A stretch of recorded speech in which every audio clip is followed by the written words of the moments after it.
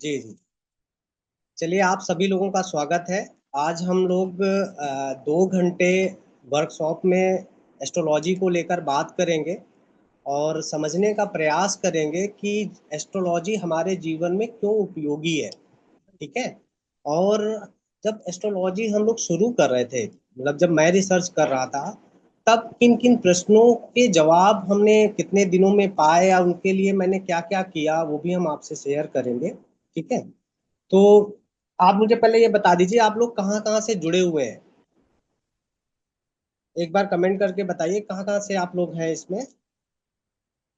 सब मुरादाबाद। सर उज्जैन से। अच्छा, उज्जैन, मुरादाबाद, इंदौर। ओके। मालदा वेस्ट बंगाल। महाराष्ट्र। हम्म।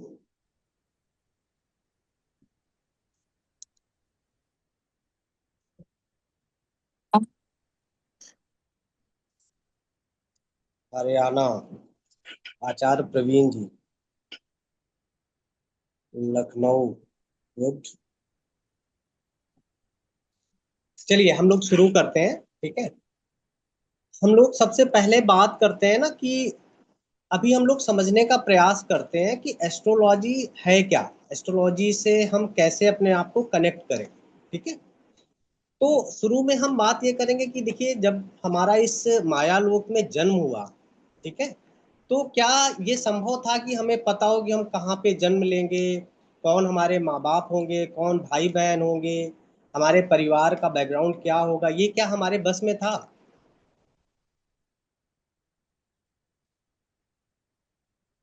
ये क्या किसी को पसंद करने की छूट थी कि हम इस परिवार में जन्म लें, इस जगह पे जन्म लें? ये था अपने हाथ में? बताइए, था कि नहीं था?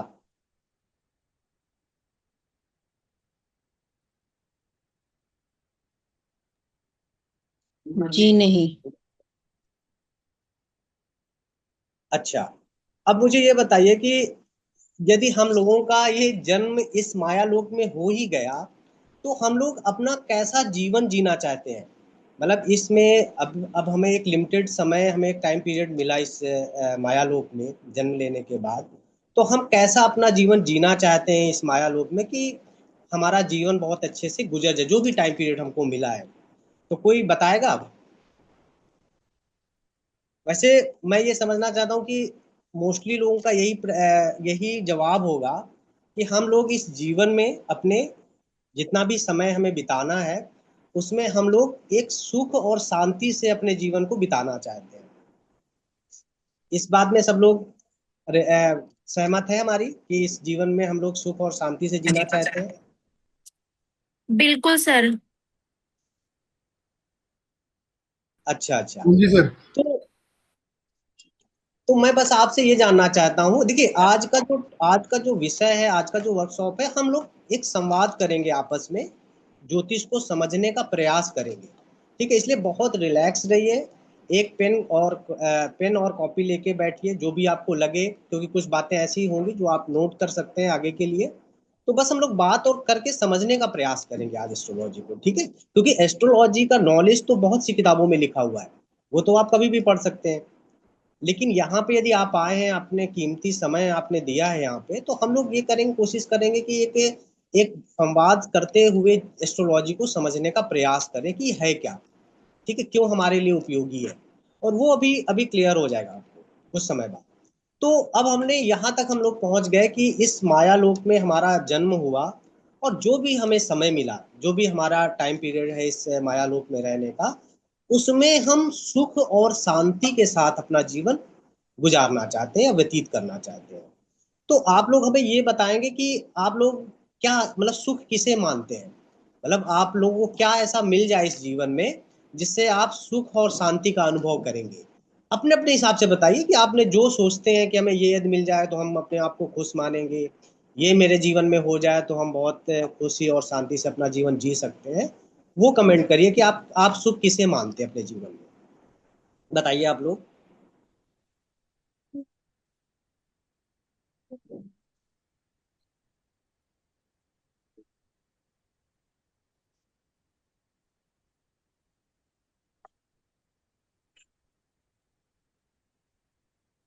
घर, गाड़ी, पैसा, ठीक है। स्वास्थ्य उत्तम होना चाहिए, समृद्धि होना चाहिए। ठीक है, स्वास्थ्य सर हो गया। मैं बोलूं सर। हाँ हाँ, बोलिए। सर मेरे बेटे को 6 महीने से जॉब नहीं, इकलौता बेटा है, हम लोग 60 के ऊपर है। तो बस वो सेटल हो जाए और उसकी शादी हो जाए, उसको एक 20 साल के लिए परमानेंट जॉब मिल जाए, ये मेरे लिए है, और बाद में भगवान मुझे मोक्ष दे। ठीक है, आपने अपने संतान को लेकर चिंता जाहिर की कि संतान यदि अच्छा और आपका सर। जॉब लग जाए तो आप अपने जीवन को खुश मानेंगे। ठीक है, हाँ। आपका ये हाँ। कंसर्न है। ठीक है, हाँ। और लोग बताइए, और लोग क्या कैसे किसको मानते हैं सुख? और कोई है जो बताना चाहेगा कि वो सुख कैसे जीवन में चाहता है? धन, संपदा, ऐश्वर्य, काम। चंदन जी काम चाहते हैं, ठीक है। बहुत अच्छे अच्छे कमेंट्स आ रहे हैं आप लोग। सुख की जो परिभाषा अपने दिमाग में ले रहे हैं, समझना चाह रहे हैं, तो काफी अच्छा लग रहा है आपकी बातें से। और कोई है जो बताना चाहेगा? नहीं तो फिर मैं आगे बताऊं कि क्या है, मैं कैसे समझता हूँ सुख को। कोई और बताना चाहेगा?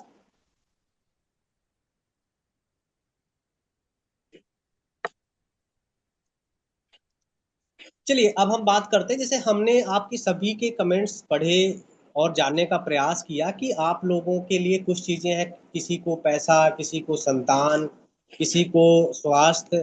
तो यदि हम इन सब बातों को एक लोक प्रचलित कहावत से समझने का प्रयास करें, तो मुझे लगता है उसमें सभी चीजें अपने आप ही इंक्लूड हो जाएंगी, आपकी भी, और आपसे जो लग रहा है जो आप नहीं बोल पाए वो भी। तो हम एक बहुत ही लोक प्रचलित कहावत से अपनी बात को शुरू करेंगे और समझने का प्रयास करेंगे, जिसमें आपने देखा होगा कि एक लोक प्रचलित कहावत है कि पहला सुख है उत्तम काया, दूसरा सुख है घर में माया, तीसरा सुख है कुलवंती नारी, और चौथा सुख है सुत आज्ञाकारी। ये जीवन के चार सुख ऐसे माने गए जिसमें ये कहा जाता है कि यदि ये ये जीवन में ऐसे सुख माने गए, और इनको कहा गया कि यदि एक कोई इस माया लोक में जिसने भी जन्म लिया है, उसके जीवन में यदि ये चार उसको सुख मिल जाए तो वो सबसे ज्यादा सुखी और समृद्धि वाला इंसान माना जाता है। तो अब समझने का प्रयास करते हैं कि क्या है ये सुख। सुख में हमने पहले बताया कि पहली तो चीज है कि आपका उत्तम काया। उत्तम काया का हमारा संदर्भ ये है कि आपकी निरोगी काया हो, आपको कोई भी रोग ना हो। क्योंकि यदि आपको कोई रोग हुआ, कोई बीमारी हुई, या कुछ भी आपके शरीर में दिक्कत हुई, तो आप क्या करेंगे ना, पूरा जीवन उसी से लड़ते हुए आपका समय निकल जाएगा। इसीलिए सबसे पहले कुंडली में, अभी हम जब बात करेंगे, आगे चर्चा करेंगे कुंडली को देखने की, तो हम बात सबसे पहले लग्न की करेंगे, क्योंकि लग्न जो कुंडली का पहला घर होता है वो भी हमारे शरीर को ही बताता है, अपने स्वास्थ्य को ही बताता है। तो इसलिए सबसे बड़ा जो विषय है सुख का, वो सबसे पहले क्या है कि आपकी निरोगी काया हो, कि उसमें काया में कोई दिक्कत ना हो। क्योंकि शरीर होगा तभी तो होप होगी आगे के लिए, कुछ करने के लिए, कुछ पाने के लिए। तो सबसे पहली चीज तो बताया गया आपका उत्तम शरीर हो, उत्तम काया हो। अब दूसरे सुख की बात करें तो दूसरा सुख ये है कि यदि शरीर सब अच्छा मिल गया आपको, तो दूसरी चीज है कि आपके घर में माया हो। माया का मतलब ये है कि आपके घर में पैसा हो, मनी हो। क्योंकि आप अपने जीवन में किसी छोटी छोटी चीजों को लेकर आपको स्ट्रगल करना ना पड़े। तो आप दूसरा सुख क्या मानते हैं कि आप यदि नौकरी कर रहे हैं तो वो बहुत अच्छे से चल रही हो, उसमें पैसे आपके आ रहे हो, या आप व्यापार या बिजनेस कुछ कर रहे हैं तो उसमें भी आप अच्छे से चल रहे हो, उसमें दिक्कत नहीं होनी चाहिए। तो यदि आपके पास पैसा है तो भी आप एक सुखी मानव कहलाएंगे, सुखी जीवन व्यतीत करने में आपका अच्छा जीवन बीतेगा। अब तीसरे सुख की बात करते हैं। तीसरा सुख जो है वो क्या है कि अब आपको, आपके पास स्वास्थ्य हो गया, पैसा हो गया। अब जो तीसरी चीज मिलती है जो सबसे ज्यादा आपके लिए महत्वपूर्ण है, वो है आपका लाइफ पार्टनर।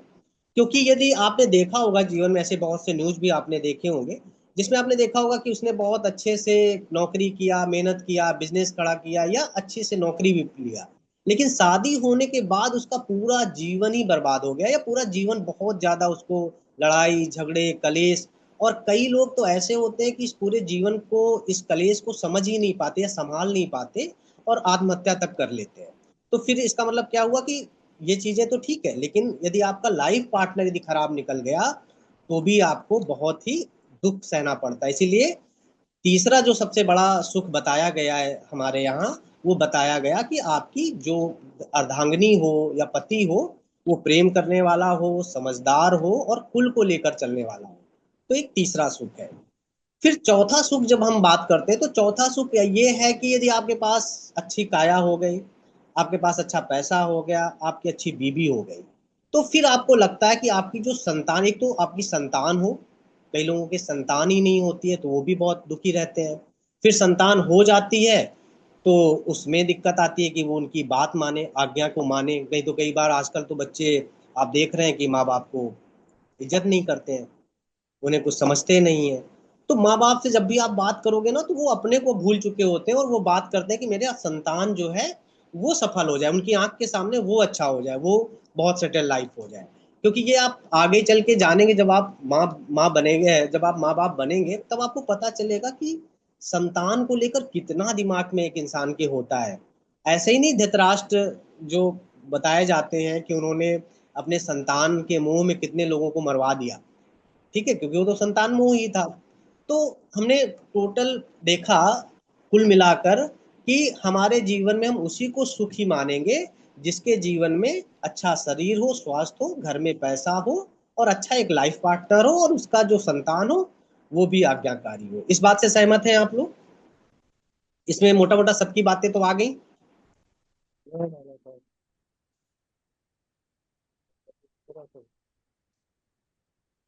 इस बात से तो आप लोग सहमत है ना कि यदि ये चार चीजें किसी को मिल जाती हैं जीवन में, तो वो सुखी आदमी माना जा सकता है, या कि वो सुख है, मतलब उस जीवन में सुखी है वो।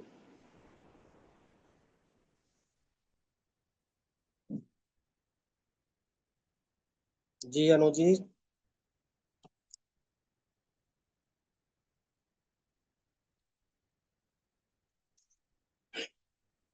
देखिए, थोड़ा सा आप लोग ना थोड़ा कनेक्ट रहिए कि हमें भी लगे कि हाँ आप चीजें समझ रहे हैं, चीजों को। जी जी। जी राखी जी। हाँ, तो हमने देखा कि हम इन सुखों की हम बात करते हैं, तो अब हम सवाल ये उठता है कि क्या इन सुखों को, जैसे क्या है कि आपने देखा होगा, एक तो स्वास्थ्य को हमें कैसे पता चले कि हमारा स्वास्थ्य कैसा रहने वाला है। फिर हमें ये एक बहुत बड़ी समस्या रहती है कि हम कौन सा बिजनेस करें या कौन सी नौकरी करें, या फिर ये कब हमारी नौकरी लगेगी, या हम बिजनेस का सही समय क्या होगा। इसको लेकर आप बहुत ही ज्यादा परेशान रहते हैं, समय को लेकर। फिर आप ये भी रहते हैं कि हमारा लाइफ पार्टनर कैसा होगा, हमारी शादी कब होगी।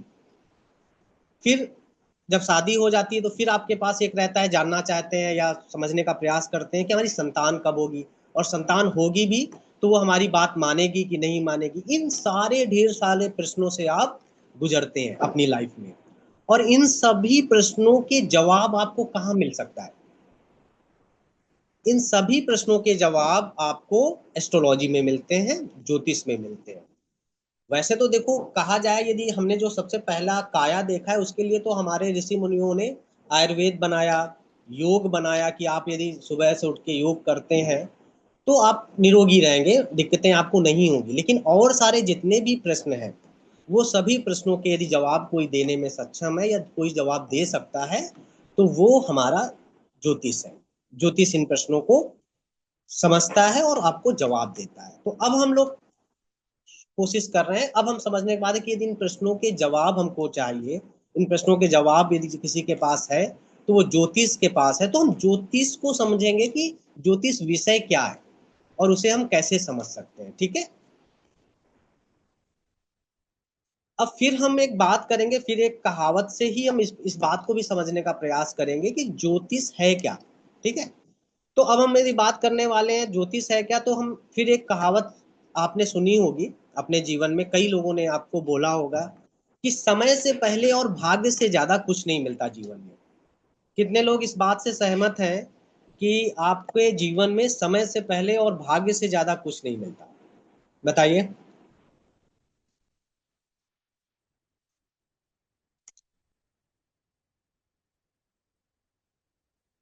कितने लोग इस बात से सहमत हैं?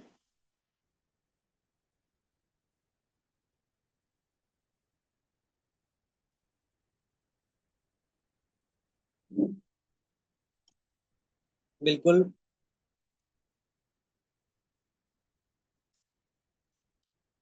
जी राखी जी, आप भी सहमत हैं?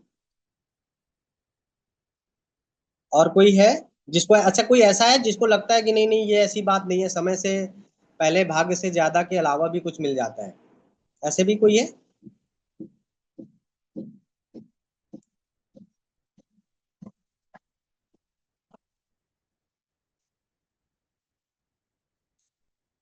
देखिए, आप अपने जीवन में ना जब थोड़ा सा और आगे बढ़ेंगे तब आपको ये चीजें समझ में आने लगेंगी कि जीवन में आपने देखा होगा कई बार कि कई बार इंसान क्या है ना, बहुत मेहनत करने के बाद, बहुत चीजें होने के बावजूद भी उसको वो नहीं मिल पाता है जो वो डिजर्व करता है या उसको लगता है कि वो उसे मिलना चाहिए।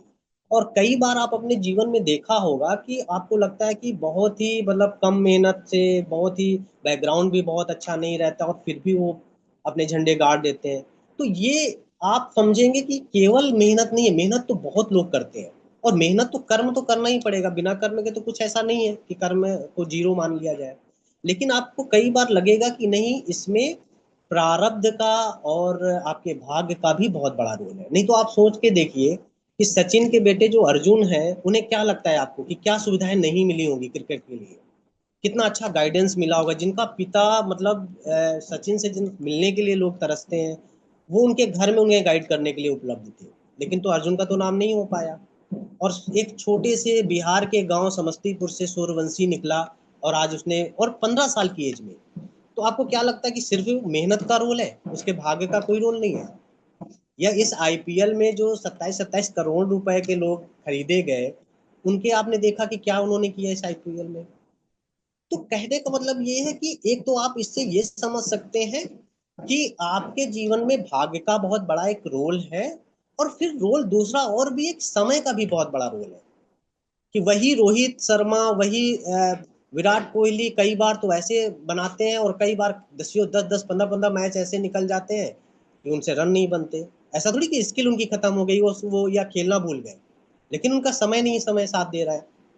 तो अब हम बात करेंगे, और इसको आप जीवन में धीरे धीरे समझेंगे, जैसे जैसे जैसे जब 25-30 साल का इंसान होता है तो उसे लगता है कि वो हर चीज वो बदल सकता है, अपनी मेहनत से हर चीज वो मतलब बना सकता है और बिगाड़ सकता है। लेकिन जैसे जैसे उसकी उम्र बढ़ती जाती है, जीवन का अनुभव बढ़ता जाता है, तो वो समझने लगता है कि नहीं, इस पे हम कुछ नहीं कर सकते हैं। अब आप ऐसा कुछ भी नहीं कर सकते, आपकी पार्टनर कैसी होगी, वो आके क्या करेगी, आपको नहीं पता है, आप उसे नहीं ठीक कर सकते।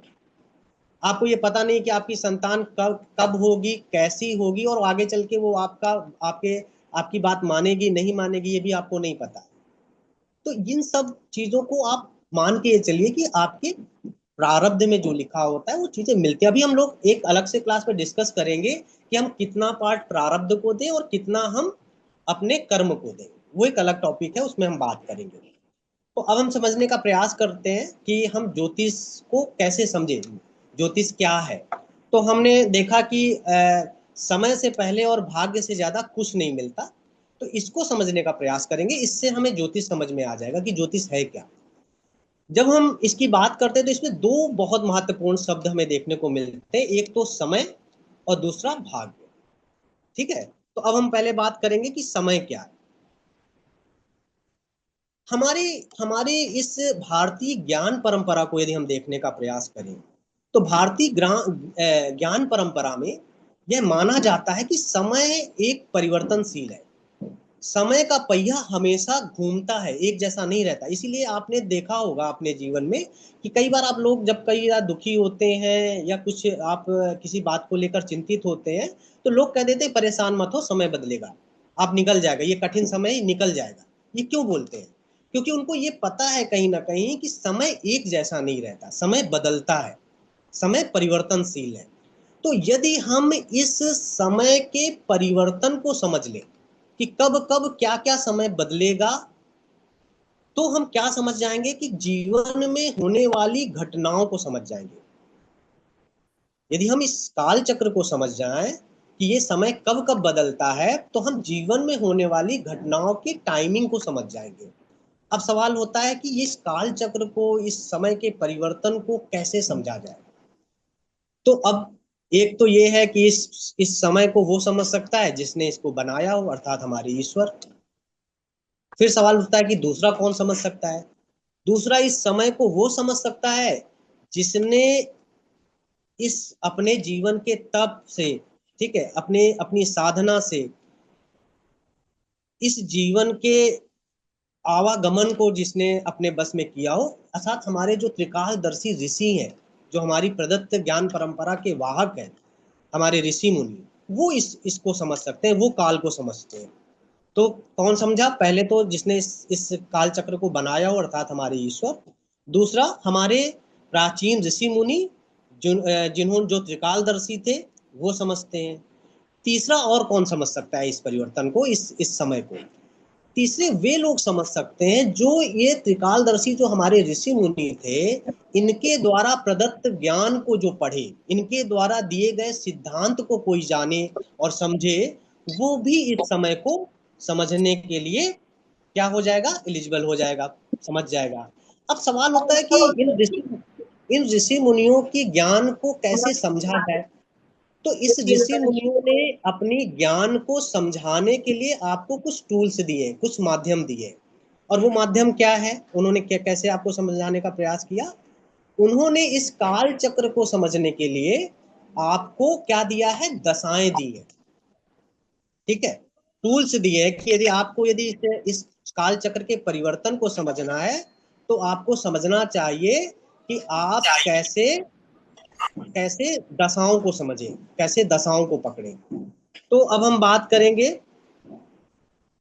अभी हम आगे समझेंगे कि हमारे ऋषि मुनियों ने कई दशाओं की बात की। जैसे हमारे पराशर ऋषि ग्रंथ में आप देखेंगे तो 44 दशाओं की बात है, लेकिन मोस्टली आपने देखा होगा कि 90% या 99% लोग विंशोत्तरी दशा से कुंडली देखने का प्रयास करते हैं। ये बात सही है कि इस कलयुग में ये भी बताया गया है कि सबसे कारगर जो दशा है समय को समझने के लिए, वो विंशोत्तरी दशा है। ठीक है, ठीक है।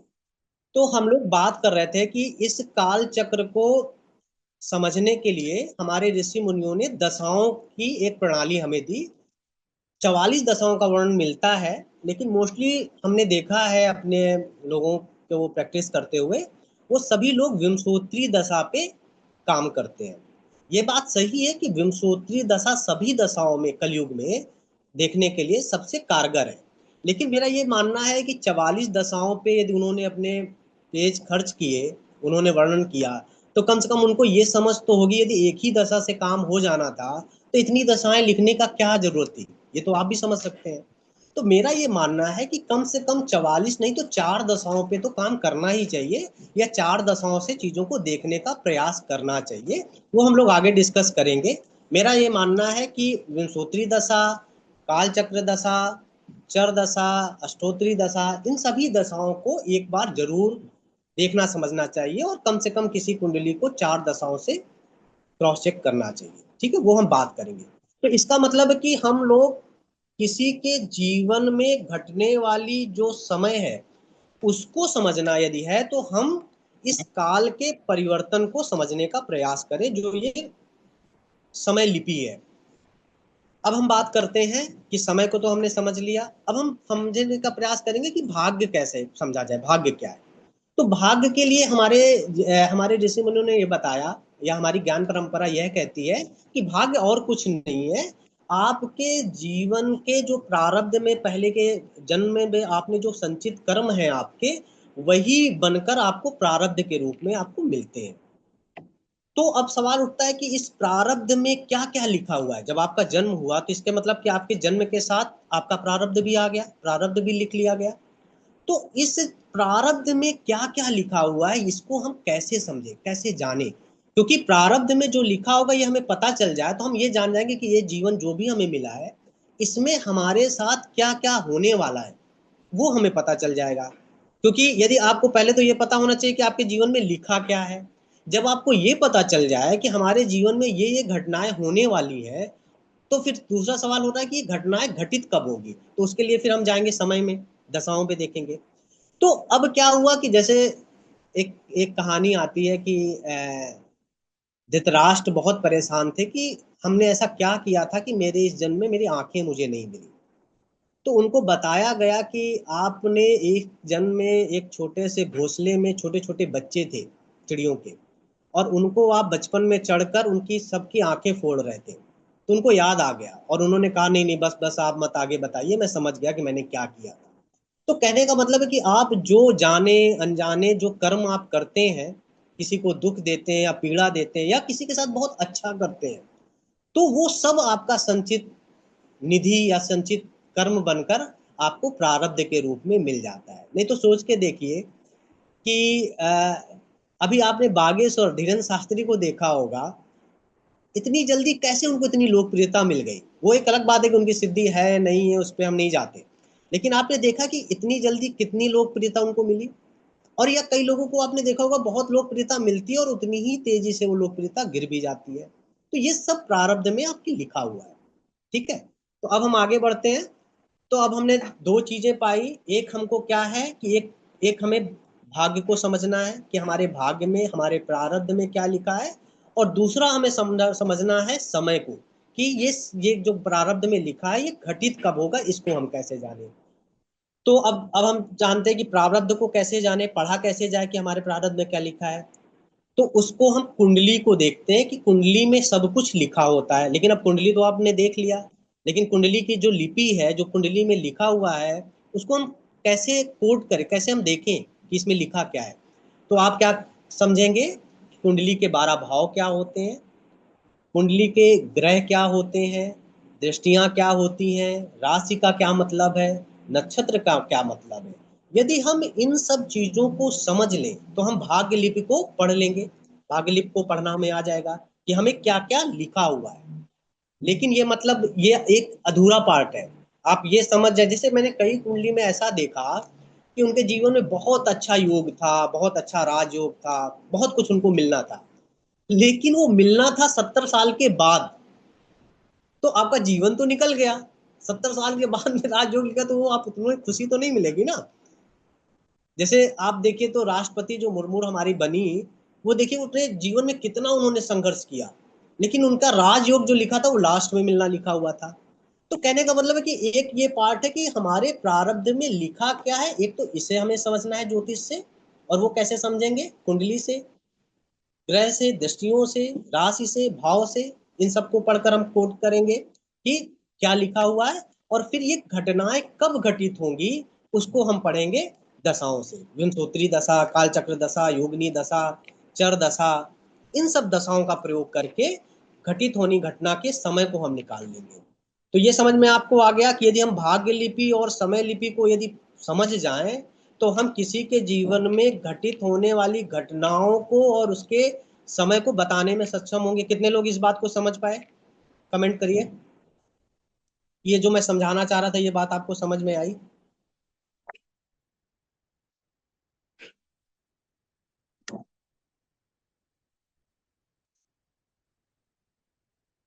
मधु शर्मा जी यस, वर्षा जी यस,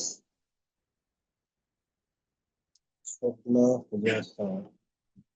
मतलब ये मोटा मोटा आपको आज ये तो समझ में आया ना कि हम ज्योतिष में करते क्या है, ज्योतिष को क्यों समझना चाहते हैं या ज्योतिष को क्यों पढ़ना चाह रहे हैं। क्योंकि आप मेरा विश्वास मानिए, मैं जब रिसर्च करना शुरू किया था ज्योतिष को, तो इसमें मेरा बहुत समय गया था इस सब समझने में, जानने के लिए कि वाकई में ज्योतिष क्या है। और मैंने तो बहुत अपने जो प्रोफेसर थे उनसे बहुत सवाल किए, उनसे तो कई बार मेरी बहुत बहस भी हो जाती थी, क्योंकि मैं उनसे ये बोलता था कि आप प्रोफेसर हैं, आपको 2.5 लाख रुपए पर मंथ मिल रहा है, सरकार दे रही है, तो क्यों नहीं आप ऐसा करते हैं कि जैसे हम लोग एम्स जाते हैं तो एम्स में हमें बच्चों को पढ़ाने को भी मिलता है, मतलब डॉक्टर जो होते हैं वो पढ़ाते भी हैं और पेशेंट भी देखते हैं। तो आप लोग ऐसा भी करिए कि आप ज्योतिष को पढ़ाइए भी यूनिवर्सिटी में, और साथ साथ 1 रुपए पर्चे में लोगों को बताइए कि आप उनके जीवन में क्या होने वाला है, या वो जैसे ज्योतिष का जो अभी आप मूल सार निकालोगे तो आपको ये भी समझ में आ जाएगा कि अच्छा समय जब चल रहा हो तो उसको मैक्सिमम आप उसका दोहन कर लीजिए, मतलब अच्छे से और उसको अच्छा बना लीजिए। और जब आपको पता चल जाए जीवन में कि ये हमारा बुरा वक्त आने वाला है, या ये हमें ये इंसान से हमको पीड़ा मिलने वाली है या दुख मिलने वाला है, तो उसको उस समय को थोड़ा सा आप अच्छे से निकाल लीजिए। क्योंकि कई बार भी आप पढ़ेंगे, जब हम एक क्लास लेंगे कि प्रारब्ध और हम कर्म की बात करेंगे कि प्रारब्ध क्या है, कि जो घटनाएं हैं वो घट के ही रहेंगी, तो उसकी हम बात करेंगे, और किन कर्मों के द्वारा किन घटनाओं को हम कम कर सकते हैं या उन्हें बदल सकते हैं, उसकी भी हम बात करेंगे। ठीक है, तो इस बात को लेकर मैं बहुत उनसे बोलता था कि आप पढ़ाइए भी और कुंडली भी देखिए, लेकिन लोगों ने नहीं किया या उनकी जो भी वजह रही होगी।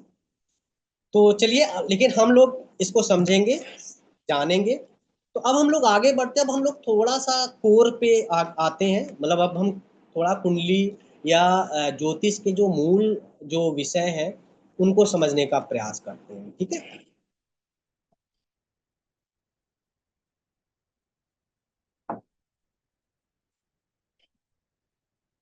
अब हम बात करेंगे कुंडली के बारे में, थोड़ा सा प्रयास करेंगे, बहुत सामान्य सी जानकारी आज लेंगे, जिससे आपको बहुत सी चीजें साफ होने लगेंगी कि कैसे आप इसको कर सकते हैं, कैसे देख सकते हैं। फिर लास्ट में हम डिस्कस करेंगे कि इसकी उपयोगिता क्या है, वो भी हम बताएंगे क्या क्या हम कर सकते हैं। कुल मिला के आज आपके ये 2 घंटे जो भी आप दे रहे हैं, क्योंकि मुझे ये पता है कि जीवन में यदि सबसे ज्यादा बहुमूल्य चीज है वो है आपका समय या किसी का भी समय। तो आप इस बात के लिए निश्चिंत रहिए कि ये 2 घंटे जो आप दे रहे हैं उस वर्कशॉप में, इसमें आपको बहुत कुछ मिलने वाला है, या बहुत कुछ आपकी एक दृष्टि बहुत साफ हो जाएगी ज्योतिष को लेकर। आगे हम बात करते हैं कुंडली की। जब भी हम बात करेंगे तो उसमें जो उनका उसके जो स्तंभ है वो 3 स्तंभों में मोस्टली टिका हुआ ज्योतिष है, जिसको हमें समझना ही पड़ेगा। जितने अच्छे से हम बेसिक को समझेंगे उतनी ही अच्छे से हम फलादेश कर पाएंगे। ठीक है, एक तो सबसे ज्यादा जो इसमें महत्वपूर्ण है वो ग्रह है, दूसरा भावों को समझना है, और तीसरा हम लोग राशियों को समझेंगे कि राशियां क्या हैं, कैसे काम करती हैं।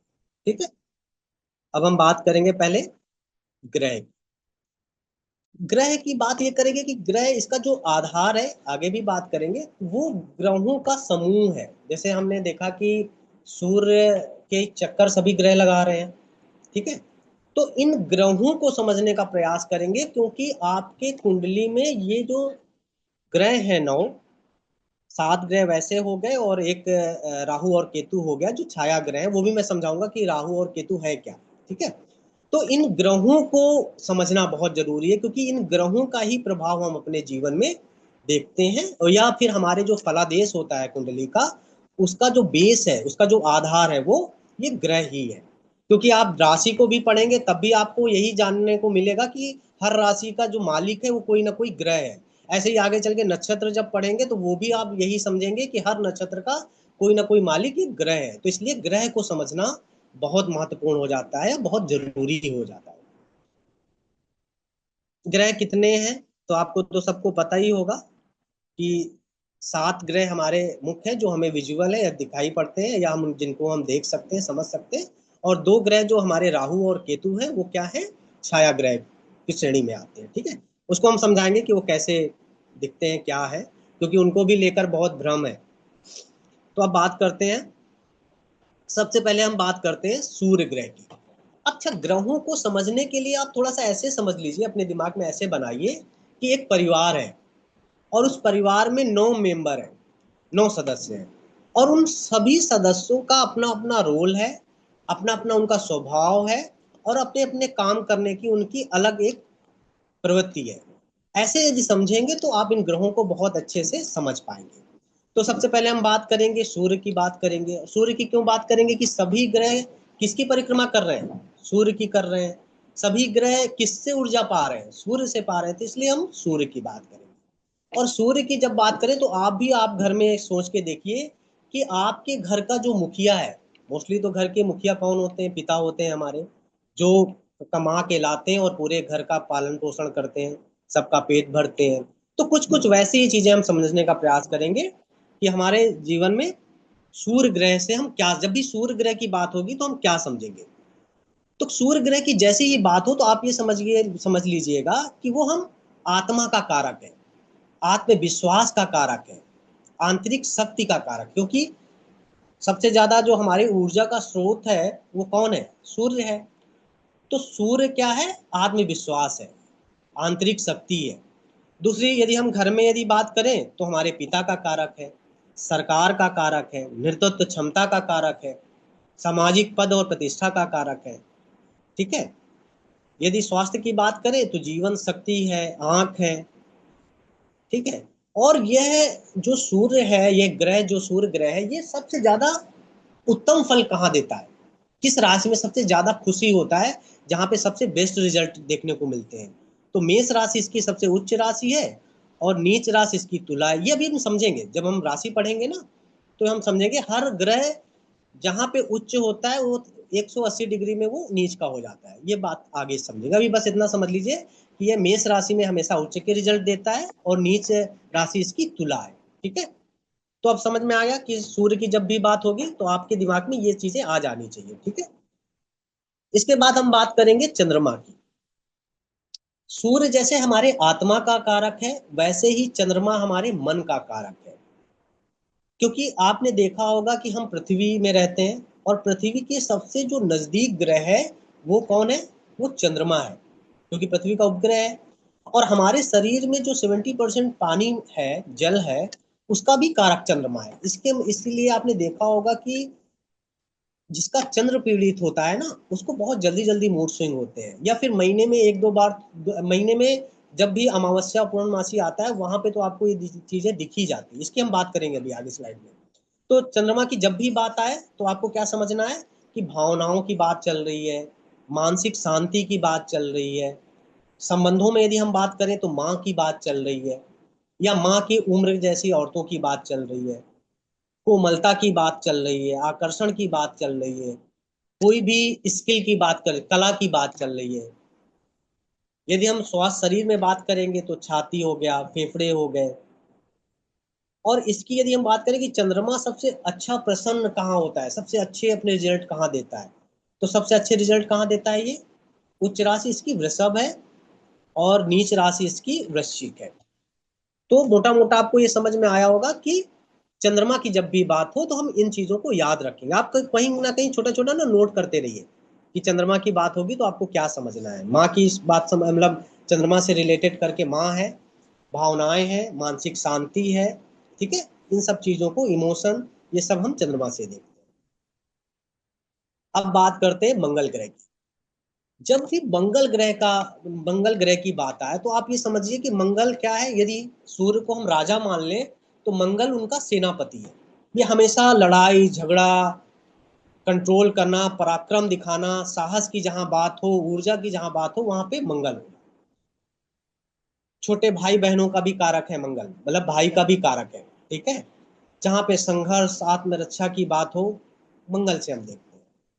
हम जमीन भी, भूमि भी हम मंगल से देखते हैं। ठीक है, अब कई बार आता है ना कि यदि आपका मंगल बहुत स्ट्रांग है, बहुत अच्छा है, तो उनको आप शारीरिक रूप से बहुत फिट देखते हैं, बहुत उनको एक्टिव देखते हैं। और एक एक शोध था, एक रिसर्च पेपर है, ये पाया गया मोस्टली कि जिनके कुंडली के तीसरे घर में मंगल ग्रह मिला है और शुभ है मंगल, तो उन लोगों को हम वर्दी वाली जॉब में देखते हैं। आर्मी में हो सकते हैं, एयरफोर्स में हो सकते हैं, मतलब जो भी फोर्स की जितने भी जिसमें वर्दी मिलती है, जिसमें फिटनेस सर्वोपरि है, उन जॉब में हम मंगल वाले जातक को देखते हैं। अच्छा, मंगल यदि फोर्स में नहीं जाता है तो स्पोर्ट्स में बहुत अच्छा करता है, खेलकूद में उसके बहुत अच्छे रिजल्ट देखने को मिलते हैं। और मंगल ग्रह की जब हम बात कर रहे थे तो उसमें हम ये समझने की बात कर रहे थे कि जब भी मंगल ग्रह का उल्लेख हो, जब भी कोई ऐसे बात आए, तो आप ये समझिए कि ऊर्जा का कारक है, पराक्रम का कारक है, साहस का कारक है, और हमारे भाई बहनों का कारक है। मंगल शुभ होगा तो वो एक बहुत अच्छी कोई पावरफुल जॉब में होगा, मोस्टली वर्दी वाली जॉब में। यदि मंगल उसका अशुभ है तो वो उतना ही, जो गुंडे बदमाश नामी होते हैं वो भी मंगल वाले ही होते हैं, बस उनका मंगल बद होता है या मंगल खराब होता है। ठीक है, मंगल अपने सबसे जो अच्छा प्रभाव देता है वो मकर राशि में देता है। मकर राशि का मंगल, यह माना जाता है यदि 10वें भाव में बैठा हुआ मंगल है तो माना जाता है कि किसी गरीब के घर में नारायण का जन्म हो गया, मतलब कि उसके बैकग्राउंड कुछ भी रहा हो, कितना भी वो गरीब हो, लेकिन वह बहुत ऊंचाइयों को प्राप्त करता है, ऐसा मंगल यदि अच्छा मंगल बैठा हुआ है। तो ये अपने उच्च को प्रभाव मकर राशि में देता है और नीच प्रभाव अपने कर्क राशि में देता है। ठीक है, इसको भी हम आगे समझेंगे। अब आगे बात करेंगे बुध की। जब भी बुध ग्रह की बात आए तो आपको दिमाग में क्या जाना चाहिए, क्या समझना चाहिए कि बुध अर्थात बुद्धि, किसी भी इंसान की जो सोचने समझने की, तर्क करने की जो क्षमता है, वो बुध है। अच्छा, इन ग्रहों को इसलिए भी अभी आप थोड़ा नोट करके या याद करके रहिएगा। अभी हम राशि जो आगे पढ़ेंगे उसमें हम बताएंगे, जब उनके मालिक की बात आएगी ना, तो आपको तुरंत ये याद करना होगा कि ये ग्रह, इसका मालिक यदि ये ग्रह है तो क्या क्या ये इंसान कर सकता है। तो ये थोड़ा याद रखिएगा, लिख लीजिएगा। तो बुद्ध से हम क्या देखते हैं? तार्किक क्षमता देखते हैं, उसकी बुद्धि देखते हैं, बातचीत देखते हैं, उसके विश्लेषण करने की क्षमता देखते हैं। बुद्ध हमारे आर्थिक गतिविधियों का भी कारक है। व्यापारिक कुशलता को भी हम बुद्ध से देखते हैं। और देखा जाए ना तो बुद्ध क्या है कि बुद्ध सूर्य से बहुत नजदीक है। बुद्ध सूर्य के साथ साथ चलता है। तो इसीलिए जब कुंडली को आप देखना शुरू करेंगे या देखेंगे आगे, तो आप देखेंगे या तो कुंडली में मोस्टली सूर्य के साथ बैठा होता है जो बुद्धादित्य योग बनाता है, या फिर सूर्य से एक घर आगे होगा और सूर्य से एक घर पीछे होगा। इससे ज्यादा नहीं ये बढ़ पाता है। तो सूर्य के बहुत नजदीक रहता है ये। तो जब भी बात करें, और इसको लाल किताब में तो इसको कई बार बोलते हैं कि बिन पेंदी का लोटा माना जाता है, कि जिसके साथ बैठता है उसी के जैसे हरकतें करने लगता है, या उसको वैसे ही फल देने लगता है। लेकिन बुद्ध को इस कलयुग में ये मान के चलना कि बुद्ध को देखना बहुत जरूरी है कुंडली में, कि किसी भी इंसान का बुद्ध कैसा है। ठीक है, तो इसको हम बुद्धि से समझेंगे, तर्क से समझेंगे, ज्ञान से भी समझेंगे, और थोड़ा चंचलता भी होती है। बुद्ध ग्रह थोड़ा सा चंचल भी है। ठीक है, इसको स्किन से भी समझेंगे। ठीक है, त्वचा से समझेंगे, और इसको देखेंगे कि बहुत हाजिर जवाब देने वाला होता है। जिसका बुद्ध बहुत अच्छा होता है ना, तो बहुत जल्दी हाजिर जवाब देता है। और इसको यदि हम देखेंगे सबसे अच्छा रिजल्ट कहाँ पे देता है, तो ये कन्या राशि में अच्छा रिजल्ट देता है, और मीन राशि में इसके रिजल्ट बहुत अड़ियल देखने को मिले हैं, बहुत जिद्दी, बहुत अड़ियल। ठीक है, तो ये चीजें हम याद रखेंगे जब भी बुध ग्रह की बात हो। आगे बढ़ते हैं हम लोग। अब बात करते हैं बृहस्पति ग्रह। एक चीज याद रखना, पूरी कुंडली में बृहस्पति देव बहुत ही बहुत ही शुभ ग्रह है। यदि बृहस्पति जिसका अच्छा हो जाए और शनि जिसका अच्छा हो जाए, उसको जीवन में आगे बढ़ने से कोई नहीं रोक सकता। तो जब भी आप बृहस्पति देव की बात आए तो ये जीव कारक है। ठीक है, जैसे सूर्य आत्मा कारक है, वैसे ही ये जीव कारक है। और बृहस्पति क्या है? धार्मिकता, आध्यात्मिकता, उच्च शिक्षा की बात जब भी होगी, वो बृहस्पति से हम देखते हैं। गुरु को भी देखते हैं, हमारे जो मार्गदर्शक होते हैं वो गुरु, हमारे पुरोहित, ये सब क्या है? बृहस्पति से संबंधित है। धन को भी देखते हैं, संतान को भी गुरु से पहले देखते हैं कि गुरु कैसा है आपका, क्योंकि ये जीव कारक है। भाग्य को देखते हैं, समृद्धि को देखते हैं, पूर्वजों को देखते हैं, पाचन शक्ति को देखते हैं। इन सब चीजों को हम किससे देखने का प्रयास करते हैं? गुरु से देखने का प्रयास करते हैं। और आप आगे देखोगे कि जब कुंडली में हम गोचर पढ़ेंगे, तो गोचर में सबसे महत्वपूर्ण यदि जो ग्रह देखने के लिए होते हैं वो बृहस्पति और शनि ही है। तो वहां भी इनको हम विस्तार से पढ़ेंगे। और ये बृहस्पति देव जो सबसे अच्छे रिजल्ट देते हैं बहुत खुश होके, वो हमें कर्क राशि में देखने को मिलता है, कि कर्क राशि में देते हैं। और सबसे इनके जो थोड़े से अच्छे रिजल्ट नहीं देखने को मिले, वह हमें इनकी मकर राशि में देखा, क्योंकि मकर राशि में मंगल बहुत अच्छे रिजल्ट देते हैं। तो आगे बढ़ेंगे, बृहस्पति देव को हम समझ गए। अब आगे देखें, शुक्र की बात करें। शुक्र देव को तो आप समझ ही रहे हैं, इस कलयुग में तो सबके फेवरेट कोई ग्रह है तो वो शुक्र है। क्योंकि जितना भी लग्जरी लाइफ है, जितना भी सुख सुविधाओं की बात होती है, वो सब किससे देखते हैं हम लोग? शुक्र से देखते हैं, वीनस से देखते हैं। तो सौंदर्य कला के कारक है, सुंदरता के कारक कारक है, संगीत के कारक है, ऐश्वर्य के कारक है, विलासिता के कारक है, प्रेम के कारक है। दाम्पत्य जीवन को भी, जैसे हमने संतान के लिए कहा कि बृहस्पति को देखो, ऐसे ही आप दाम्पत्य जीवन के लिए शुक्र की स्थिति को देखो कि शुक्र कैसा है कुंडली में। आकर्षण के हैं। और दूसरी चीज है कि जब हमने आपको बताया कि ये सुख सुविधाओं में है, तो फिर वाहन भी हो गया, संपत्ति भी हो गया, सब कुछ आ गया उस सुख सुविधा में। प्रजनन अंग को भी हम देखते हैं, उसको भी शुक्र को देखना बहुत जरूरी हो जाता है। आंखों की चमक। और इसको देखते हैं कि शुक्र हमारे सबसे अच्छे रिजल्ट कहाँ देते हैं, तो हमने देखा मीन राशि में देते हैं। अच्छा, कोई बताएगा मीन राशि में अभी हमने बताया था कौन खराब रिजल्ट देता है? याद है किसी को? कोई बताएगा? देखो कोई समझ भी रहा है। कोई बताएगा कि बुद्ध बुद्ध मीन देता राशि है। में बुध खराब रिजल्ट किसके होते हैं? बुद्ध के। बिल्कुल सही। ठीक है, मतलब कि मीन राशि में हमारे शुक्र देव तो बहुत अच्छे रिजल्ट देते हैं, लेकिन वही मीन राशि में बुध अच्छे रिजल्ट नहीं देते, बहुत अड़ियल हो जाते हैं। तो चलो शुक्र को हम समझ गए कि शुक्र की जब भी चर्चा होगी तो ये मोटी मोटी आपको बातें याद होनी चाहिए या दिमाग में आ जानी चाहिए। आगे बात करें शनि। शनि ग्रह जब भी आते हैं तो मतलब मैं ये मानता हूं कि यदि देखा जाए ना तो हमारे जितने भी जो पंडित हैं जो देखते हैं कुंडली को, यदि उनसे हम काल सर्प योग उनसे हटा दें कि काल सर्प योग की बात मत करिए, शनि की साढ़े साती की बात मत करिए, मंगल दोष की बात मत करिए, तो उनके लिए पैसा कमाना बहुत मुश्किल हो जाएगा, क्योंकि वो मोस्टली इन चीजों में किसी ना किसी क्लाइंट को बता देते हैं वो। तो ये आज समझने का प्रयास करेंगे कि क्या सच में शनि इतने मतलब दुख देने वाले ग्रह हैं जितने वो बदनाम है ज्यादा। मेरा ये मानना है कि शनि बदनाम ज्यादा है लेकिन वो उतने है नहीं दुखदाई। शनि का जब भी आप चर्चा हो या शनि की जब भी बात हो तो आपको सिर्फ एक ये समझ आता है कि शनि कर्म के देवता है। शनि को न्याय बहुत पसंद है। वो कभी बैठे बैठे आलस में बैठे हो ऐसे देने वाले नहीं है। आपका यदि शनि खराब भी है कुंडली में, बहुत खराब रिजल्ट दे रहा है, आप कुछ मत करिए, आप गरीबों गरीबों की सेवा करने लगिए, साफ सफाई करने वालों को कुछ ना कुछ देने लगिए, बहुत साफ सफाई से रहना शुरू करिए और परिश्रम करना शुरू कर दीजिए। आप देख लेंगे कि आपका शनि आपको अच्छे रिजल्ट देना शुरू कर देगा। तो अब हम बात करेंगे, जब भी शनि की बात आएगी कर्म की बात करेंगे। कर्म के देवता है, न्याय के देवता है, इनको अनुशासन अति प्रिय है, बहुत अनुशासन पसंद है। न्याय के देवता हैं, संयम पसंद है इनको, सहनशीलता इनको पसंद है, और अच्छे बुरे कर्मों का ये फल देते हैं, फल देने वाले हैं। मेहनत करना, श्रम करना, जीवन में धैर्य ये सिखाते हैं। और यदि हम शरीर में बात करें तो जोड़ जो होते हैं ना, जोड़ों का दर्द, हड्डियों का, लंबे समय तक चलने वाली कोई बीमारी, ये सब हम शनि से देखते हैं। शनि राशि शनि को यदि हम देखें कि सबसे अच्छे फल कहाँ से मिलते हैं, तो हमें शनि के सबसे अच्छे फल तुला राशि में मिलते हैं। तो शनि के यदि सबसे अच्छे फल तुला राशि में मिलेंगे तो 180 डिग्री कौन सी राशि बनेगी? मेष बनेगी। तो मेष राशि में ये उतने अच्छे रिजल्ट नहीं देखने को मिलते या उतने अच्छे रिजल्ट ये नहीं देते। चलिए शनि देव के बाद बात करेंगे राहु ग्रह की।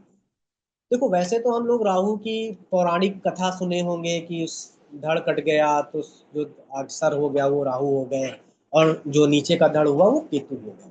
लेकिन इसको वास्तविकता में जब समझेंगे तो आप समझेंगे कि राहु केतु क्या है और कैसे प्रबल, लेकिन इनका प्रभाव बहुत प्रबल है, इस पे कोई दो राय नहीं है। ठीक है, तो जब भी राहु की बात आए तो एक छलावा की बात आएगी। ये भ्रम देते हैं बहुत, आपको बड़ी बड़ी सोच, अचानक अच्छा होना, अचानक खत्म हो जाना, ये सब राहु देते हैं। ठीक है, देखो राहु देने में आते हैं तो बहुत कुछ देते हैं। राहु क्या है, जैसे जो हम लोग अभी बिना आभासी दुनिया से हम लोग टच में हैं, हम कहीं बैठे हुए हैं, आप कहीं से जुड़े हुए हैं, ये जो चाबी जुड़ने का ये थी ना। है ना, जिसे हम नहीं देख हाँ पा रहे हैं, ये ये भी राहु का ही कारण है। इसे भी हम राहु से देखते हैं। मानसिक अशांति, तनाव, ये भी हम राहु से देखेंगे। झूठ, भ्रम, असत्य, तंत्र विद्या, ये सब चीजें जो है ना, एक जो दिमाग में बहुत ज्यादा सोचने विचारने की चीजें होती है, इन सब चीजों को हम राहु से देखने का प्रयास करते हैं। राहु कहा जाता है कि वृश्चिक में अच्छा फल देते हैं और वृषभ में ये नीच के हो जाते हैं। आगे बात करते हैं केतु ग्रह की। केतु ग्रह क्या है? हमारे मोक्ष का कारण है। जब भी केतु की बात आए ना तो ये बात के चलना कि जिस भी भाव में जिस भी ग्रह के साथ ये बैठेंगे केतु, उसी से आपको डिटैचमेंट होगा, उसी से आपको अलग करने की कोशिश करेंगे। यदि पंचम भाव में बैठ जाएंगे तो आपको पढ़ाई में मन नहीं लगेगा, या बार बार ऐसे लगेगा कि पढ़ाई हम छोड़ दें। मतलब ये जहां भी बैठते हैं वहीं से मुक्ति दिलाने की कोशिश करते हैं।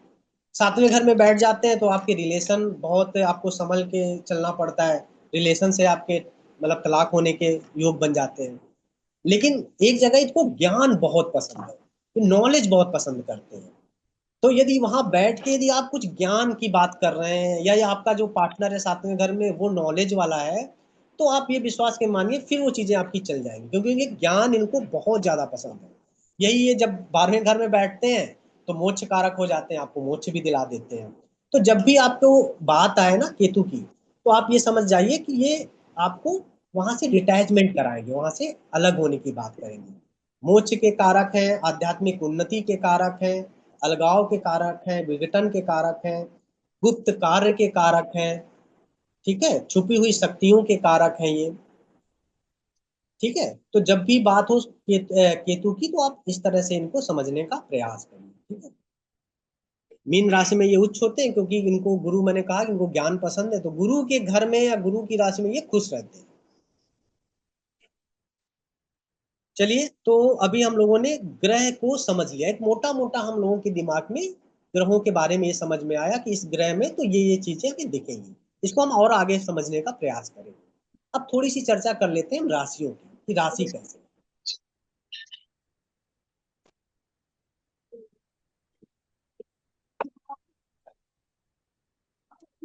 अब जब हम बात करते हैं राशियों की ना, तो राशि क्या है, तो आपने देखा होगा कि हम सभी ग्रह परिक्रमा कर रहे हैं सूर्य ग्रह की, ठीक है। और सूर्य ग्रह के आगे भी तो सभी, मतलब जैसे एक सौर मंडल हो गया, वैसे और भी तो तारे हैं हमारे इस आकाश गंगा में। तो वो जो परिक्रमा की जो गति, जो वो परिभ्रमण है, तो वो क्या है, वो मान लीजिए एक सर्कल है जो दिख रहा है ना इसमें, तो ये 360 डिग्री है, इसको यदि आप देखें। और इसमें ये जो आपको दिख रहे हैं ना, छोटे छोटे आपको कुछ आकृतियां दिख रही होंगी, ठीक है। इस 360 डिग्री को यदि हम 12 भागों में बांटे, तो क्या हो जाएगा, 30-30 डिग्री के 12 घर बन जाएंगे। यही हमारे घर हैं, और यही 12 30-30 डिग्री की हमारी राशियां बनेंगी, जिनको हम अभी आगे समझने का प्रयास करेंगे, ठीक है। 12 राशियां हैं, एक एक करके हम पढ़ते हैं, इनको जानने का प्रयास करते हैं। पहली बात करते हैं मेष राशि की, एरिस, ठीक है। जब भी मेष राशि की बात आए, जब भी मेष राशि की कोई बात करे, तो आपको क्या समझना है, क्योंकि मेष राशि के जो ग्रह हैं, कारक ग्रह है, कौन है, मंगल है। और अभी हमने मंगल ग्रह की क्या बताया था, कि जब भी मंगल ग्रह होगा तो क्या आपको समझना चाहिए, क्या समझना चाहिए, कि उसके अंदर एग्रेशन होगा, साहस होगा, क्योंकि मैंने बताया था ना कि ये सेनापति है। तो क्या है, उग्र होगा, साहसी होगा, और नेतृत्व करने की इसकी क्षमता होगी, ठीक है, प्रशासन को चलाने की क्षमता होगी। सकारात्मक गुण की यदि हम बात करें, तो उसके अंदर आत्मविश्वास बहुत कूट कूट के भरा होगा, साहसी होगा, उत्साह होगा। और इसका नकारात्मक यदि हम बात करें, तो क्योंकि अति अति आत्मविश्वास, बहुत ज्यादा पराक्रम, तो कई बार क्या हो जाता है, ऐसे व्यक्ति जल्दबाजी बहुत जल्दी करने लगते हैं, थोड़े से चिड़चिड़ापन हो जाता है उनके अंदर में। तो ये देखने को मिलता है हमें मेष राशि में। अभी बहुत छोटा सा इंट्रो कर रहा हूँ, इसको बहुत लंबे से, बहुत अच्छे से इसको आगे अभी और देखेंगे, ठीक है। तो अभी मोटा मोटा ये समझ में आया कि मेष राशि की जब भी बात होगी, तो हमें बात होगी अग्रेसन की, साहस की, नेतृत्व क्षमता की, ठीक है। इन सब चीजों को हमें तुरंत समझना चाहिए, या हमारे दिमाग में आ जाना चाहिए। दूसरी बात करें तो वृषभ राशि की हम बात करें। वृषभ राशि क्या है, तब तो इनका पृथ्वी है। और मैंने कहा कि वृषभ राशि के मालिक कौन है, शुक्र है। और शुक्र को अभी हमने क्या पढ़ा था, कि शुक्र क्या है, बहुत ही शांत है, स्थिर है, और भौतिकवादी, बहुत भौतिक सुविधाओं वाले होते हैं। ऐसे ऐसे जातक क्या होते हैं ना, भौतिक सुख सुविधाओं इनको बहुत पसंद होती है। तो इनका गुण क्या है, धैर्य है, समर्पण है। जैसे मैंने अभी मेष को कहा कि उनके अंदर बहुत जल्दबाजी होती है, बहुत एग्रेशन होता है, इनके पास ऐसा नहीं है। ये बहुत धैर्य वाले हैं, समर्पण होता है, और भौतिक सुख सुविधाओं के बहुत शौकीन होते हैं। थोड़े से जिद्दी होते हैं और आलसी होते हैं। इनको जब भी देखोगे ना, थोड़ा सा इनके अंदर आलसी होते हैं, लेकिन ये शांत और स्थिर बहुत रहते हैं। इसके बाद हम यदि बात करें तो मिथुन की बात करेंगे, मिथुन राशि की, जेमिनी। मिथुन की जब भी हम बात करते हैं, तो हम देखते हैं इनके कारक कौन है, बुध ग्रह। और बुध ग्रह को अभी हमने क्या पढ़ा था, कि बुध ग्रह कैसा ग्रह है, चंचल है, संवाद प्रिय है, क्योंकि वाणी का कारक है। और बुद्धि से हम देखते हैं तो बुद्धिमान होगा। जब भी मिथुन राशि की बात होगी, तो ये लोग क्या होंगे, बुद्धिमान होंगे, संवाद बहुत अच्छी कर लेंगे, और थोड़े चंचल प्रकृति के भी होते हैं। इनके अंदर रचनात्मकता बहुत होती है, चतुराई होती है, और संवाद क्षमता बहुत होती है। इसीलिए कई बार ये क्या होते हैं, बड़े कई बार उबाऊ भी लगते हैं, ठीक है। तो जब भी मिथुन की बात होगी, तो आपको ये समझना होगा या याद रखना होगा। फिर अब हम बात करेंगे कर्क की, कर्क राशि। तो कर्क राशि जल तत्व प्रधान राशि है। और इसमें हम जब बात करेंगे, तो आपको समझ में आएगा कि अभी मैंने बताया था इसके कौन कारक है, चंद्रमा कारक है। और चंद्र ग्रह क्या है, हमारी भावनाएं हैं, इमोशन है, तो ये लोग क्या है, बहुत भावनात्मक व्यक्ति होते हैं कर्क राशि वाले, और देखभाल करना इनको बहुत अच्छा लगता है। सौम्य होते हैं क्योंकि ये बहुत ही शुभ ग्रह है, सौम्य है, तो इनको सौम्यता पसंद है। और ये परिवार को बहुत प्यार करने वाले होते हैं, परिवार प्रिय होते हैं ऐसे लोग। इसमें गलत हो गया है, इसमें बुध लिखा हुआ है, लेकिन इसमें इसके जो मालिक है वो चंद्रमा है। सकारात्मक गुण है, संवेदनशीलता इनके अंदर होती है, सहानुभूति ये रखते हैं लोगों के प्रति, सुरक्षा भी होती है। और नकारात्मक, जब भावुकता जब हद से ज्यादा बढ़ जाती है तो वही हमारे लिए क्या हो जाती है, नकारात्मक गुण हो जाता है। तो ये थोड़ा अति भावुक होते हैं और आत्म केंद्रित ऐसे इंसान मिलते हैं। तो जब भी हम कर्क की बात करेंगे तो आपको ये मोटी मोटी चीजें याद होनी चाहिए। अब फिर हम बात करेंगे सिंह राशि की, लियो की। तो फिर हमने बताया सिंह राशि के मालिक कौन है, कौन है, सूर्य है। और सूर्य है तो क्या होगा, आत्मकारक है, साहसी होंगे क्योंकि राजा है, राजा का स्वभाव है। आत्मविश्वास इनके अंदर कूट कूट के भरा होगा। आत्मविश्वास दो लोगों के पास ज्यादा दिखता है, एक सूर्य के पास और एक मंगल के पास में। दूसरी चीज है कि ये व्यक्तित्व इनका बहुत प्रभावशाली होता है, प्रभावशीलता इनके अंदर होती है। एक चीज और देखने को मिला है इनके अंदर, ये नेतृत्व को संभालने वाले होते हैं, नेतृत्व क्षमता इनके अंदर होती है, उत्साह होता है, साहस होता है और समर्पण होता है। लेकिन इसी बात को लेकर ये भी आप देखते हो कि इनके अंदर थोड़ा घमंड भी आ जाता है, क्योंकि ये ज्यादा राजा वाली क्वालिटी है ना ऐसे जातक की। तो इनके अंदर क्या हो जाता है, थोड़ा घमंड आ जाता है, थोड़ा आत्ममुग्ध भी हो जाते हैं अपने वैभव को, अपने मतलब विलासिता को देखकर। तो ये सब गुण भी इनके अंदर पाए जाते हैं। लेकिन मोस्टली आप देखोगे ये एक राजा की तरह स्पष्टवादी, जिसको लियो सिंह राशि होती है ना, वो बहुत स्पष्टवादी होते हैं। उनसे यदि आप न्याय कराने जाओगे ना तो उनके अंदर फिल्टर नहीं होता, वो एकदम साफ सटीक जो सच होगा वो बोलेंगे। तो यह भी आपको ध्यान रखना चाहिए कि सिंह राशि वाले बहुत फिल्टर वाले नहीं होते, वो जो होता है वही बोलते हैं। अब हम बात करेंगे कन्या की, कन्या राशि। कन्या राशि की बात होती है तो हमें समझना होगा कि ये पृथ्वी तत्व की राशि है। तो ये लोग क्या है, बहुत विवेकशील है। विवेकशील क्यों है, क्योंकि इसके जो कारक ग्रह है वो कौन है, बुध है। बुध से जैसे ही किसी भी चीज से बुध जुड़ता है तो कैसे हम समझते हैं, उसकी बुद्धि बहुत अच्छी होगी, तार्किकता होगी, विश्लेषण करने की क्षमता होगी, बुद्धिमान होगा, चंचल होगा। तो क्या होता है, इनका स्वभाव विवेकशील होते हैं और एक व्यवस्थित रहना इनको पसंद होता है, अपने जीवन में व्यवस्थित होते हैं, सेवा करने भी वाले भी होते हैं। और सकारात्मक गुण है कि व्यवहारिक बहुत है, विश्लेषण बहुत अच्छा करते हैं और लोगों का मदद भी करते हैं, मददगार भी होते हैं। नकारात्मक गुण है कि बुद्धि ज्यादा होती है तो चिंतनशील होते हैं, बहुत ज्यादा विचार विमर्श करते हैं, बहुत ज्यादा सोचते हैं। और थोड़ा सा बुद्धि की वजह से ना थोड़े से इनको कई बार आलोचनात्मक हो जाते हैं, कमियां निकालने लगते हैं या किसी को अच्छाई और बुराई दोनों बताते हैं। तो ये थोड़े से आलोचनात्मक दृष्टि भी इनकी देखने को मिली है। अब आगे बात करते हैं तुला की। अब तुला तुला राशि की जब भी हम बात करते हैं, वायु प्रधान है और इसकी बात करेंगे तो इनके कारक ग्रह कौन से हैं, इनके कारक ग्रह शुक्र है। और शुक्र हमने बताया था, अभी हमने और बताया था शुक्र ग्रह और भी किस राशि के कारक हैं, बताएगा कोई।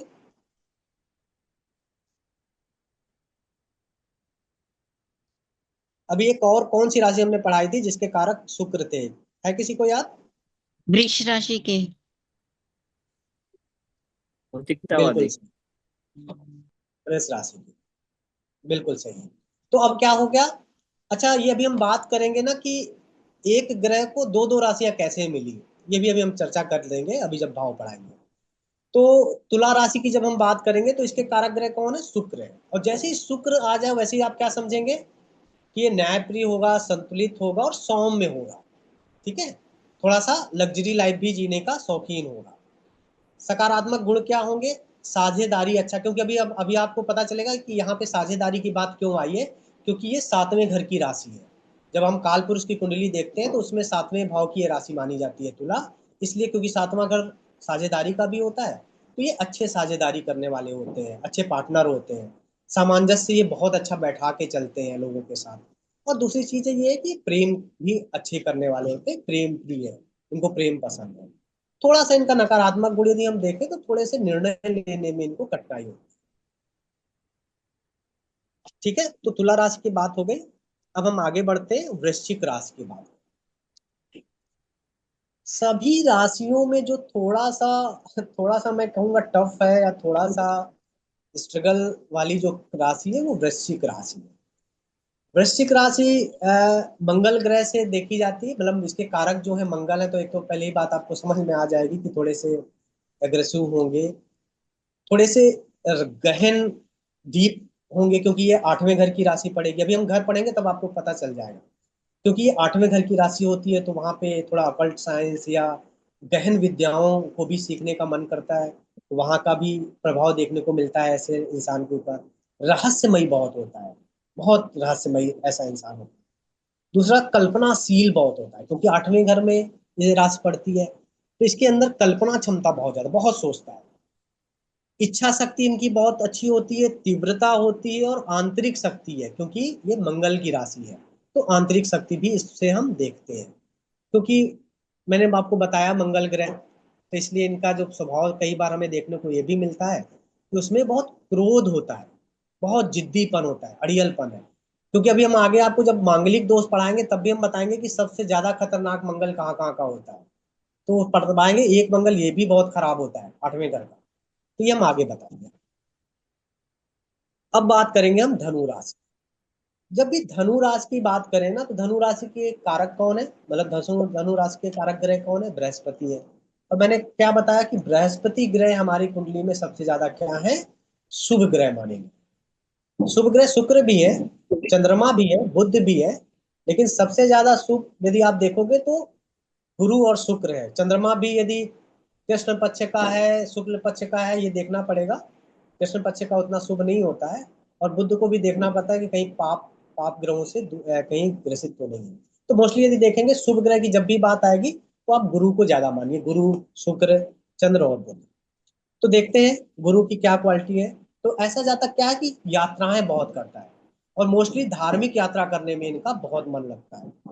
ज्ञान इनको बहुत पसंद है, विजडम वाले होते हैं, खुले विचार होते हैं। मतलब खुले विचार का मतलब है कि वो हर तरीके से हर मुद्दे पे वो सोच सकते हैं, विचार कर सकते हैं। नकारात्मक गुण इनका देखते हैं तो थोड़ी बेपरवाही इन लोगों के अंदर देखने को मिलती है। अत्यधिक आदर्शवादिता इनके अंदर देखने को मिलती है, क्योंकि क्या है, बृहस्पति हमारे क्या है, थोड़े से आध्यात्मिक कारक हैं, परंपराशील वाले हैं, तो कई बार क्या है ना, ये थोड़े आदर्शवादी ज्यादा हो जाते हैं। तो धनु की जब भी बात करेंगे तो आप ऐसे समझेंगे। अब बात करते हैं मकर की। अब मकर की जब बात करेंगे तो आपको समझ में आ जाएगा कि इसके मालिक कौन है, शनि। और शनि को जैसे ही आप शनि ग्रह को देखते हैं तो क्या समझते हैं, शनि से क्या समझ में आता है। मैंने अभी बताया ना कि न्याय प्रिय है, इनको सबसे ज्यादा जो पसंद है वो मेहनत पसंद है। इनको आलसी आदमी बिल्कुल नहीं पसंद है, अव्यवस्थित रहने वाला इंसान बिल्कुल इनको पसंद नहीं आता है। तो जब भी मकर राशि वाले होते हैं उनको आपने देखा होगा कि बहुत ही वर्कोलिक होते हैं, काम करने वाले होते हैं, वो हमेशा काम के पीछे पड़े रहते हैं। तो मेहनती होते हैं, काम के प्रति बहुत सजग होते हैं, प्रतिबद्ध होते हैं, जो कोई कमिटमेंट यदि आपसे कर दिया तो उसको निभाने वाले होते हैं, स्थिर होते हैं। इनके अंदर नेतृत्व क्षमता बहुत बेमिसाल होती है, संयमी है और स्थिर है। थोड़ा सा क्या है ना कि जब ऐसा इंसान होगा ना जो बहुत ही ज्यादा मतलब अनुशासन पसंद होगा, बहुत कमिटमेंट निभाने वाला होगा, तो आपने देखा होगा कि वो थोड़ा सा कठोर आपको दिखने लगता है, क्योंकि वो बार बार आपसे काम की बात करेगा कि आपने काम किया या जो भी कमिटमेंट हुआ उसमें क्या हुआ। तो ऐसे लोग थोड़े से कठोर दिखते हैं, पर पर ये ऐसे इंसान बहुत अच्छे मानना चाहिए इनको, क्योंकि ये मेहनत कश इंसान है। थोड़े से ये क्या होते हैं कि इनको बहुत स्वभाव के अच्छे लोग नहीं मिलते, इसलिए ये कई बार अकेला पसंद करते हैं, क्योंकि ये इनके इनके बराबर चलने वाले इंसान बहुत कम होते हैं, उतनी मेहनत करने वाले। तो थोड़ा सा इनको अकेलेपन में इनको ज्यादा अच्छा लगता है। ठीक है, स्वभाव के थोड़े से कठोर दिखते हैं। अब हम बात करेंगे अगली राशि की। अब हम बात करते हैं कुंभ राशि। जब कुंभ राशि की बात आ जाए तो ये भी राशि किसको गई है, ये भी शनि राशि है। तो ये भी क्या है, क्रांतिकारी होते हैं, परिवर्तनशील होते हैं, स्वतंत्र विचार वाले होते हैं, स्वतंत्र रहना पसंद करते हैं, मानवतावादी होते हैं, क्योंकि मानव को पहचानते हैं, समझते हैं। और दूसरी चीज है कि विचारशील है, अच्छा मतलब अच्छे विचार लाते हैं ये। नवीनता इनको पसंद है और स्वतंत्र रहना पसंद है इनको। थोड़े से अदूरदर्शी होते हैं और अपरंपरागत, मतलब इनको परंपरा में बहुत विश्वास नहीं होता। ठीक है। वहीं धनु वाले को थोड़ा सा परंपरा वाले ज्यादा होते हैं, क्योंकि उसके जो ग्रह हैं वो बृहस्पति देव हैं, उनको वो चीजें ज्यादा पसंद आती हैं। तो ये सब चीजें हम क्या देखते हैं, कुंभ राशि से देखते हैं। ठीक है। अब आगे चलते हैं, आगे बात करते हैं। अब बात करते हैं हम लोग मीन राशि। मीन राशि को भी जब भी आप देखिए तो ये समझिए कि मीन राशि के कौन कारक है। मैं इसलिए बार बार कारक से जोड़ के देख रहा हूँ कि अभी जो हमने ग्रह को पढ़ा ना, तो ग्रहों के जो जो स्वभाव आपको देखते हो, कहीं ना कहीं कुछ स्वभाव आपको राशियों में देखने को मिल जाता है। और थोड़ा सा जो बदलते हैं स्वभाव, वो बदलते हैं घरों के बाद। अभी जब हम घर पढ़ेंगे इसके बाद, तो आपको ये समझ में आ जाएगा कि वो जो परिवर्तन दिख रहा है वो क्यों दिख रहा है। तो मीन राशि, अब मीन राशि की जब बात करेंगे तो वो क्या है, बृहस्पति देव इनकी जो गुरु है या कारक ग्रह है वो बृहस्पति है। तो ये भी क्या होगा, थोड़ा भावनात्मक होंगे, थोड़ा सहायता करने वाले होंगे, सहायक होंगे, कल्पनाशील होंगे, कल्पना करने वाले होंगे, सहानुभूति रखते हैं, रचनात्मकता इनको पसंद है, और आध्यात्मिकता, आध्यात्मिकता क्यों है, क्योंकि बृहस्पति देव हैं इनके कारक, तो इनको आध्यात्मिकता पसंद है। थोड़े से भ्रमित रहते हैं और अपरिवर्तनीय, थोड़ा सा परिवर्तन इनको पसंद कम है। शनि में मैंने देखा था उनको परिवर्तन पसंद है, लेकिन इनको थोड़ा सा परिवर्तन पसंद नहीं है। तो चलिए, हम लोगों ने अभी ग्रह पढ़ लिया बेसिक, और थोड़ा थोड़ा हमने जानकारी ले ली राशियों की।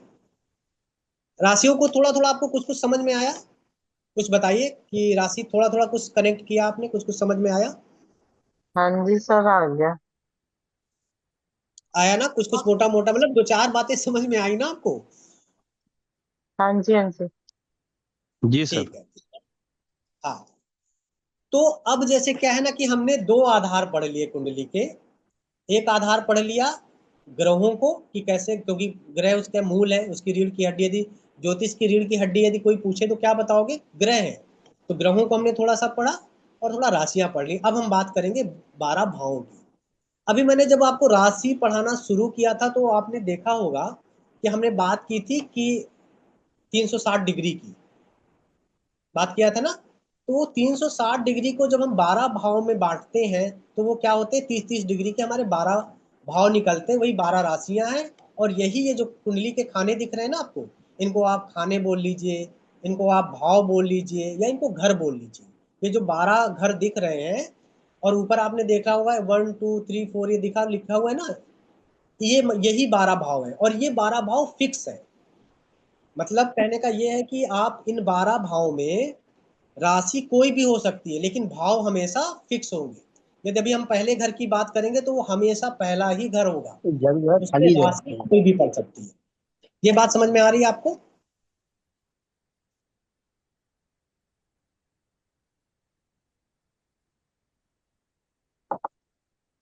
ठीक है।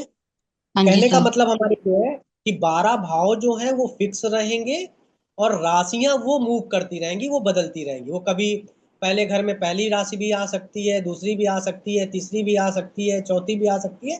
मतलब कि वो 12 राशियों में कोई भी राशि आ सकती है, लेकिन वो जो भाव है वो पहला ही भाव रहेगा।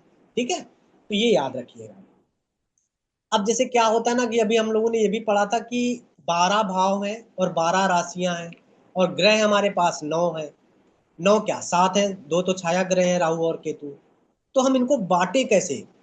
तो फिर सवाल ये आया कि इनको कैसे हम बांटे, हर घर को कैसे राशि दे। तो इस पे ये विचार हुआ कि कोई दो ग्रह ऐसे हो जाएं जिनको एक एक दिया जाए राशि, और सभी जो 5 बच्चे उनको दो दो राशि दे दी जाए, तो ये समस्या का समाधान हो जाएगा।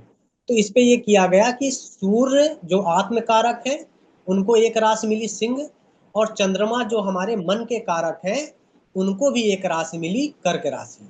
तो इन दोनों के पास केवल मतलब एक एक राशि है, और सभी जो 5 ग्रह बच्चे उनको क्या किया गया, उनको दो दो प्लॉट दे दिए गए, दो दो उनको घर दे दिए गए, और दो दो राशियों का प्रतिनिधित्व दे दिया गया। तो इस तरह से इस समस्या का समाधान किया गया। तो इस मन में ये कंफ्यूजन मत रखना कि 12 भाव हैं, 12 राशियां हैं, 5 लोगों को दो दो राशियां मिली हुई हैं, दो दो भाव मिले हुए हैं, दो ग्रहों को केवल एक एक मिला है, वो है चंद्रमा कर्क राशि, सूर्य सिंह राशि। ठीक है। चलिए, अब हम बात करेंगे एक एक भाव को पढ़ने के बाद, ये भी बहुत बेसिक पढ़ेंगे। ठीक है, भाव को समझने, क्योंकि ये तीन चीजें समझने के बाद ही हम बात कर पाएंगे ज्योतिष के बारे में थोड़ा सा आपसे, क्योंकि लास्ट में हम आपको कुछ बताना चाहते हैं वो बहुत इंपॉर्टेंट है, इसलिए आपको ये समझना जरूरी है। तो चलिए शुरू करते हैं हम लोग पहले भाव को, कि पहला भाव, जैसे अभी हम लोग ग्रह के बारे में पढ़ रहे थे कि पहला ग्रह ये आया तो इसमें क्या क्या होगा, ऐसे हम भाव के बारे में बात रहे हैं कि ये इस घर में, इस घर से देखते क्या क्या है, क्योंकि जीवन में तो हमारे बहुत से मुद्दे हैं। जैसे अभी हमने शुरू में जब स्टार्ट किया था तब आपसे पूछा था कि सुख क्या है, तो सब लोगों ने अलग अलग बताया था। किसी ने कहा था हमारे पास धन आ जाए, किसी ने कहा था हमारी संतान को सुख मिले, किसी ने कहा था हमें बीवी बहुत अच्छी मिल जाए, किसी ने कहा था कि हमें लग्जरी वाहन मिल जाए। तो ये सब मुद्दे हैं ना, आपके प्रश्न है। तो जैसे कि कोई आपसे पूछेगा कि अभी हमको संतान हमारी सुखी हो, तो आपको दिमाग में क्या जाएगा, कहाँ देखेंगे, मतलब कुंडली में क्या देखेंगे? तो वही मैं आपको बताऊंगा। जैसे कोई कहे संतान, तो आपको क्या देखना है, पांचवें घर को देखना है कि पांचवें घर की पोजीशन क्या है, पांचवा घर शुभ है कि अशुभ है, पांचवा घर में कौन से ग्रह बैठे हुए हैं, और फिर आप देखोगे कि जीव कारक ग्रह कौन सा है, बृहस्पति, उसकी पोजीशन देखोगे। तो ऐसे फिर हम बाद में लिंक करना शुरू कर देंगे, जिससे हम फलादेश निकालेंगे। तो अभी हम क्या करेंगे, हर घर को पढ़ेंगे कि हर घर किन बातों से संबंधित है। अभी हमारा ये उद्देश्य है। तो हम शुरू करते हैं पहले घर को समझना, पहले भाव को समझना। जब हम पहले भाव की बात करेंगे तो पहले भाव को हम लग्न भी बोलते हैं, इंग्लिश में असेंडेंट बोलते हैं। लाल किताब की यदि भाषा में हम बात करें तो पहला खाना बोलते हैं। तो ये पहला जो दिख रहा है ना, ये पहला भाव है, लगन भी इसी को कहेंगे। और इसमें जो भी राशि पड़ेगी, 1 नंबर 2 नंबर, वही हमारे लग्नेश हो जाएगी। चलो वो बात का टॉपिक है, इसलिए कंफ्यूज मत होना। तो जब भी पहले घर की बात आएगी, हम क्या समझेंगे, भौतिक शरीर को अपने समझेंगे। ये जो हमारी शरीर है, जिसे हम अभी बोल रहे थे ना कि पहला सुख है उत्तम काया, तो उत्तम काया देखना है तो क्या देखोगे, लगन देखोगे, पहला भाव देखोगे कि पहला भाव कैसा है। तो भौतिक शरीर जो है वो पहला घर है, पहले घर से देखेंगे। समग्र स्वास्थ्य देखने की प्रयास करेंगे, वो भी हम पहले घर से देखेंगे। जीवन शक्ति देखने का जो है वो भी हम पहले घर से देखेंगे। व्यक्तित्व और व्यवहार भी हमें मोटा मोटा समझ में आ जाता है पहले घर से। सामान्य जीवन का पथ और दृष्टिकोण है वो समझ में आ जाता है, इच्छा शक्ति समझ में आ जाती है, और आत्मविश्वास इंसान के अंदर कितना है, यह भी हम पहले घर से देखते हैं। बचपन का शुरुआती दौर भी हम पहले घर से देख लेते हैं, क्योंकि व्यक्तित्व है। और इस जीवन की आत्मा की जो प्रारंभिक यात्रा है वो भी हम लगन से ही देखते हैं। तो मोटा मोटा आपने देखा कि लगन की जब भी बात होगी तो आपको, आप सेल्फ है, स्वयं है, ठीक है, स्वयं का आपका भौतिक शरीर है। तो पहला घर, हम पहले घर से ये सब चीजें देखने का प्रयास करेंगे। फिर देखेंगे कि पहला घर है कैसा, शुभ है अशुभ है, कौन सा ग्रह पड़ा, कौन सी राशि पड़ी, ये सब बात की बातें हैं, बात के मुद्दे हैं। तो पहला घर समझ में आ गया? जिसको जिसको समझ में आ गया वो 1 लिख दे चैट में।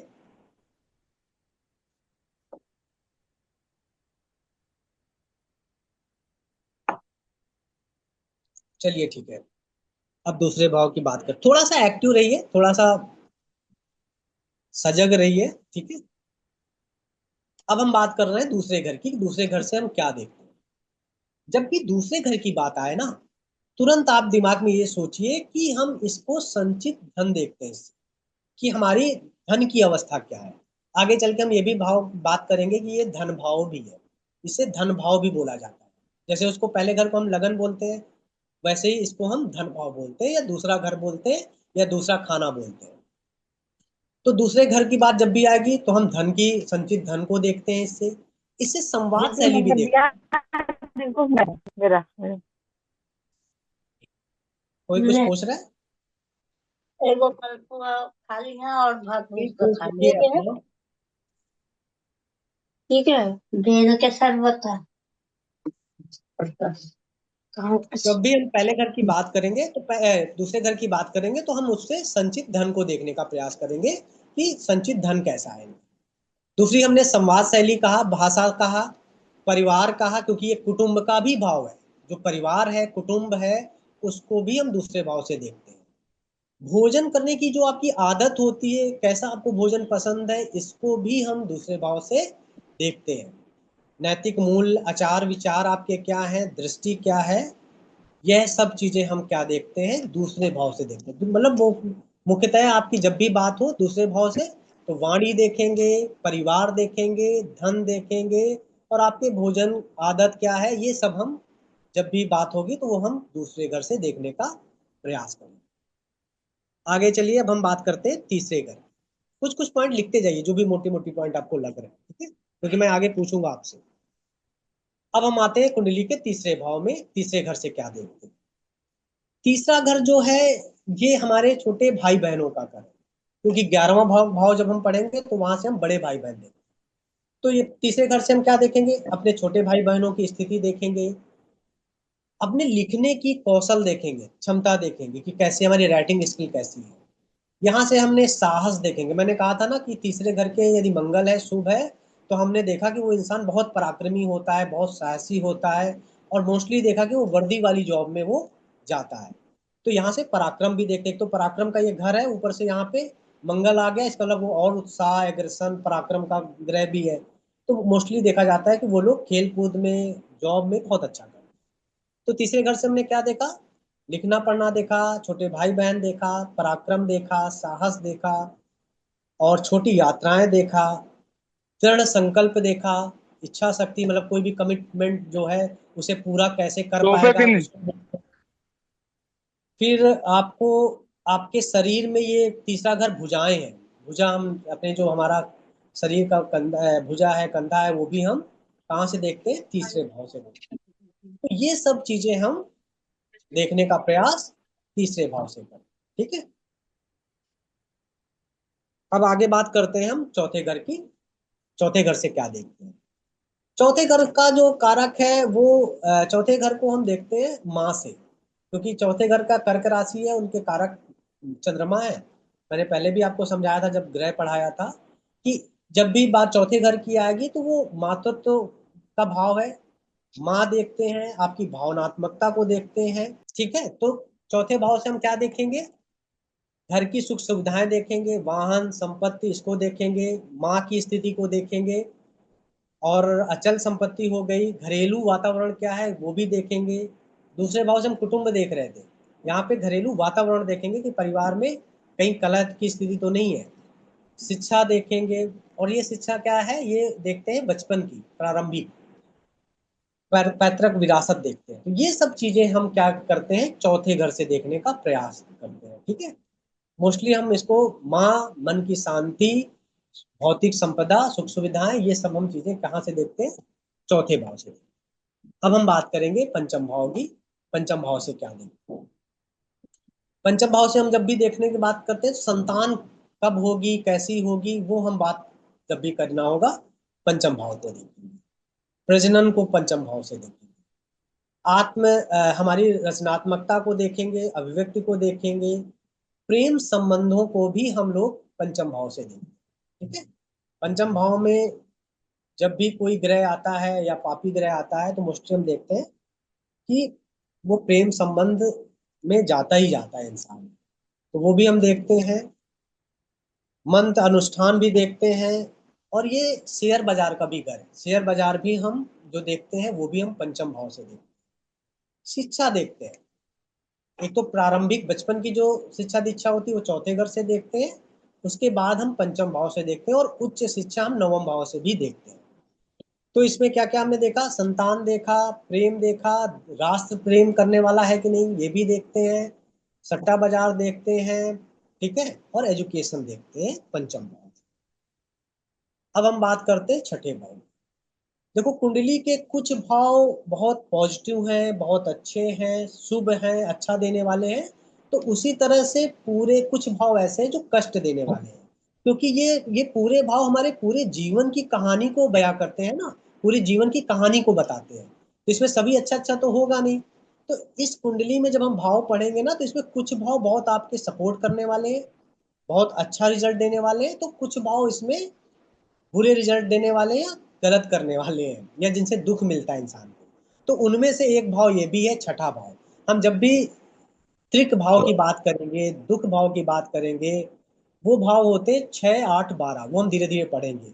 जब हम बात करेंगे बहुत शुभ भाव हैं, तो तब हम बात करेंगे कौन सी, केंद्र भाव 1, 4, 7, 10, त्रिकोण भाव 1, 5, 9, इन घरों की जब बात करेंगे शुभ भाव। ये हम अभी बस ऐसे ही आपको बता दिया जनरल, ये बाद में हम बात करेंगे कि शुभ भाव कैसे देखें, त्रिकोण भाव क्या है, केंद्र भाव क्या है, तिसणाएं क्या है, उपचय क्या है, ये सब बात की बात है, पर मोटा मोटा समझ के रखिए। तो अभी हम बात कर रहे हैं छठवें घर की। तो छठवां घर क्या है, हमारे रोग ऋण शत्रु का है। जब भी छठवें भाव की बात आएगी तो इससे हम अपना बीमारियां देखते हैं, रोग देखते हैं, हमारे ऊपर कर्जा कितना रहेगा, कर्जे की स्थिति क्या रहेगी, कर्जा हम अदा कर पाएंगे कि नहीं कर पाएंगे, ये भी हम छठे भाव से देखते हैं। हम छुपे हुए शत्रुओं को भी देखते हैं कि शत्रुओं से हम जीत विजय प्राप्त कर पाएंगे कि नहीं कर पाएंगे। इसलिए आपने कई बार देखा होगा कि यहाँ पे राहु आ जाए तो वो शत्रुहंता होता है, मतलब शत्रुओं से विजय दिलाता है। मंगल शत्रुहंता होता है, वो शत्रुओं से विजय दिलाता है।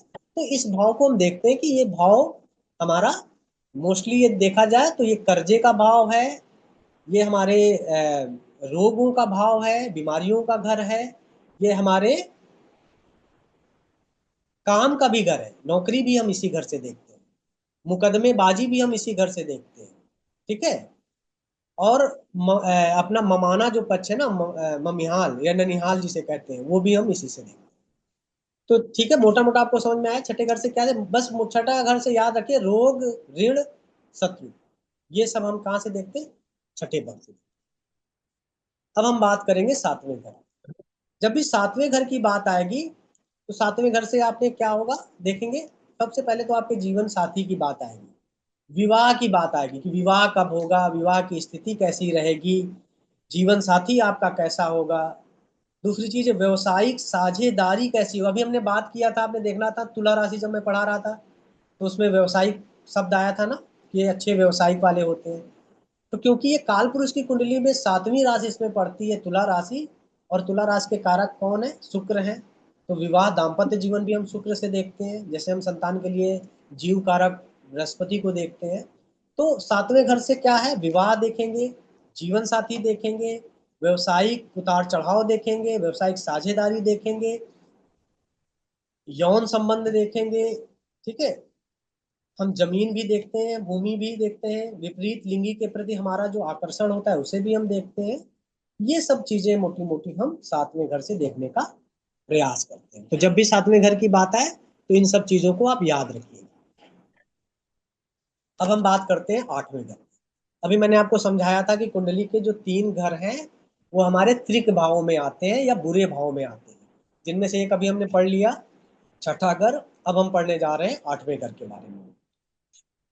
जो हमारा आठवां घर है वो क्या है, आठवां घर हमारी मृत्यु का है, हमारे एक्सीडेंट का घर है, हमारी आयु का घर है कि हमारी कितनी आयु रहेगी। अचानक घटने वाली घटनाएं हैं, अचानक एक्सीडेंट हो जाना, अचानक बहुत लाभ भी हो जाना, अचानक बहुत ज्यादा घाटा हो जाना।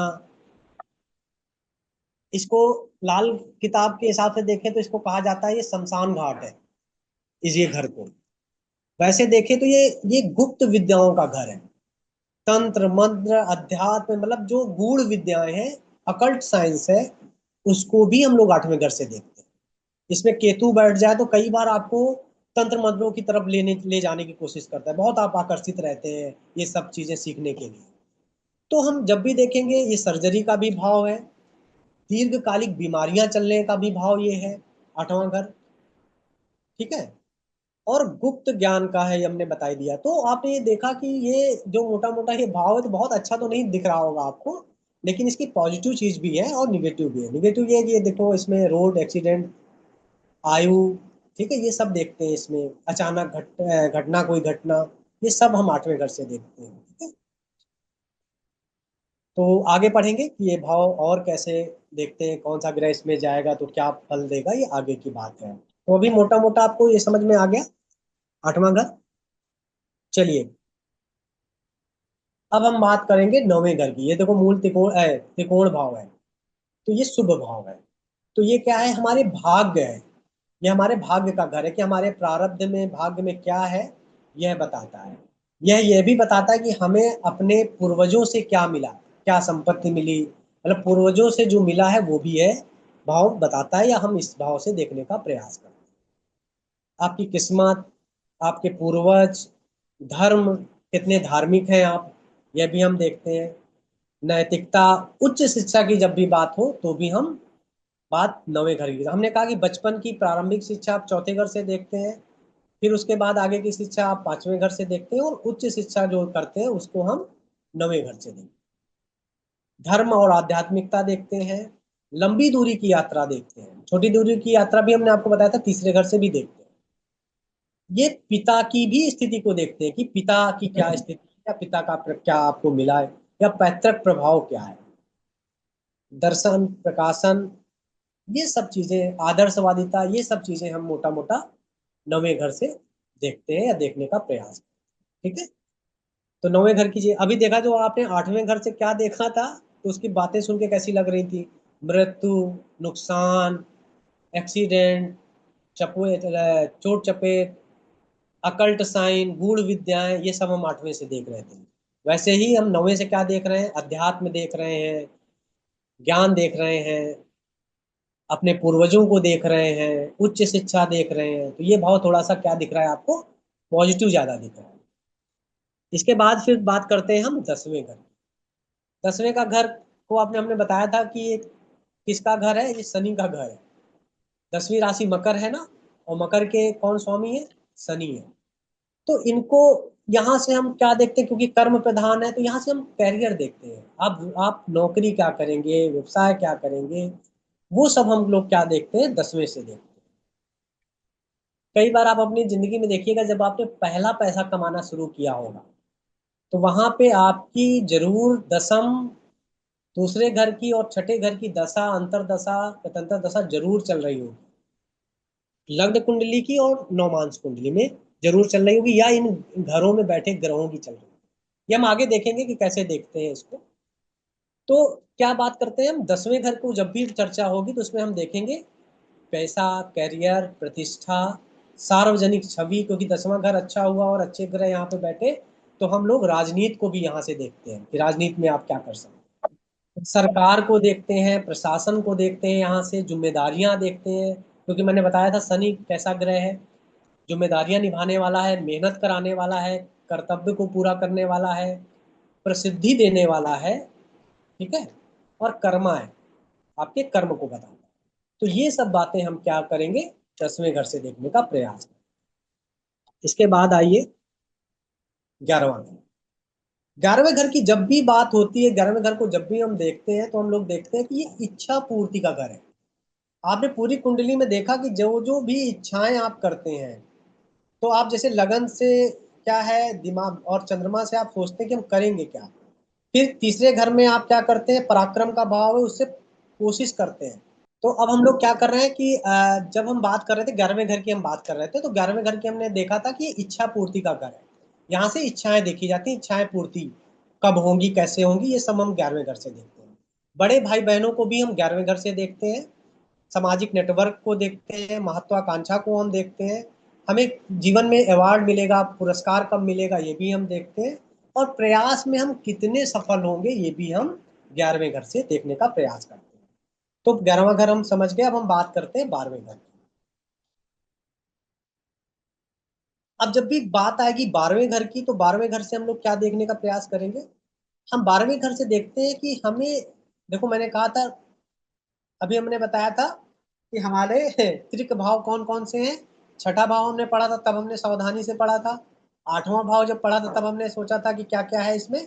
इसी तरह 12वां भी भाव थोड़ा सा क्या है? त्रिक भाव है, मतलब कि थोड़े से अशुभ भाव है। अशुभ और शुभ नहीं होता, ये जीवन की कहानी है। सब कुछ शुभ ही हो जाएगा तो फिर कैसे जीवन चलेगा? उतार चढ़ाव आप कैसे जीवन को देखेंगे?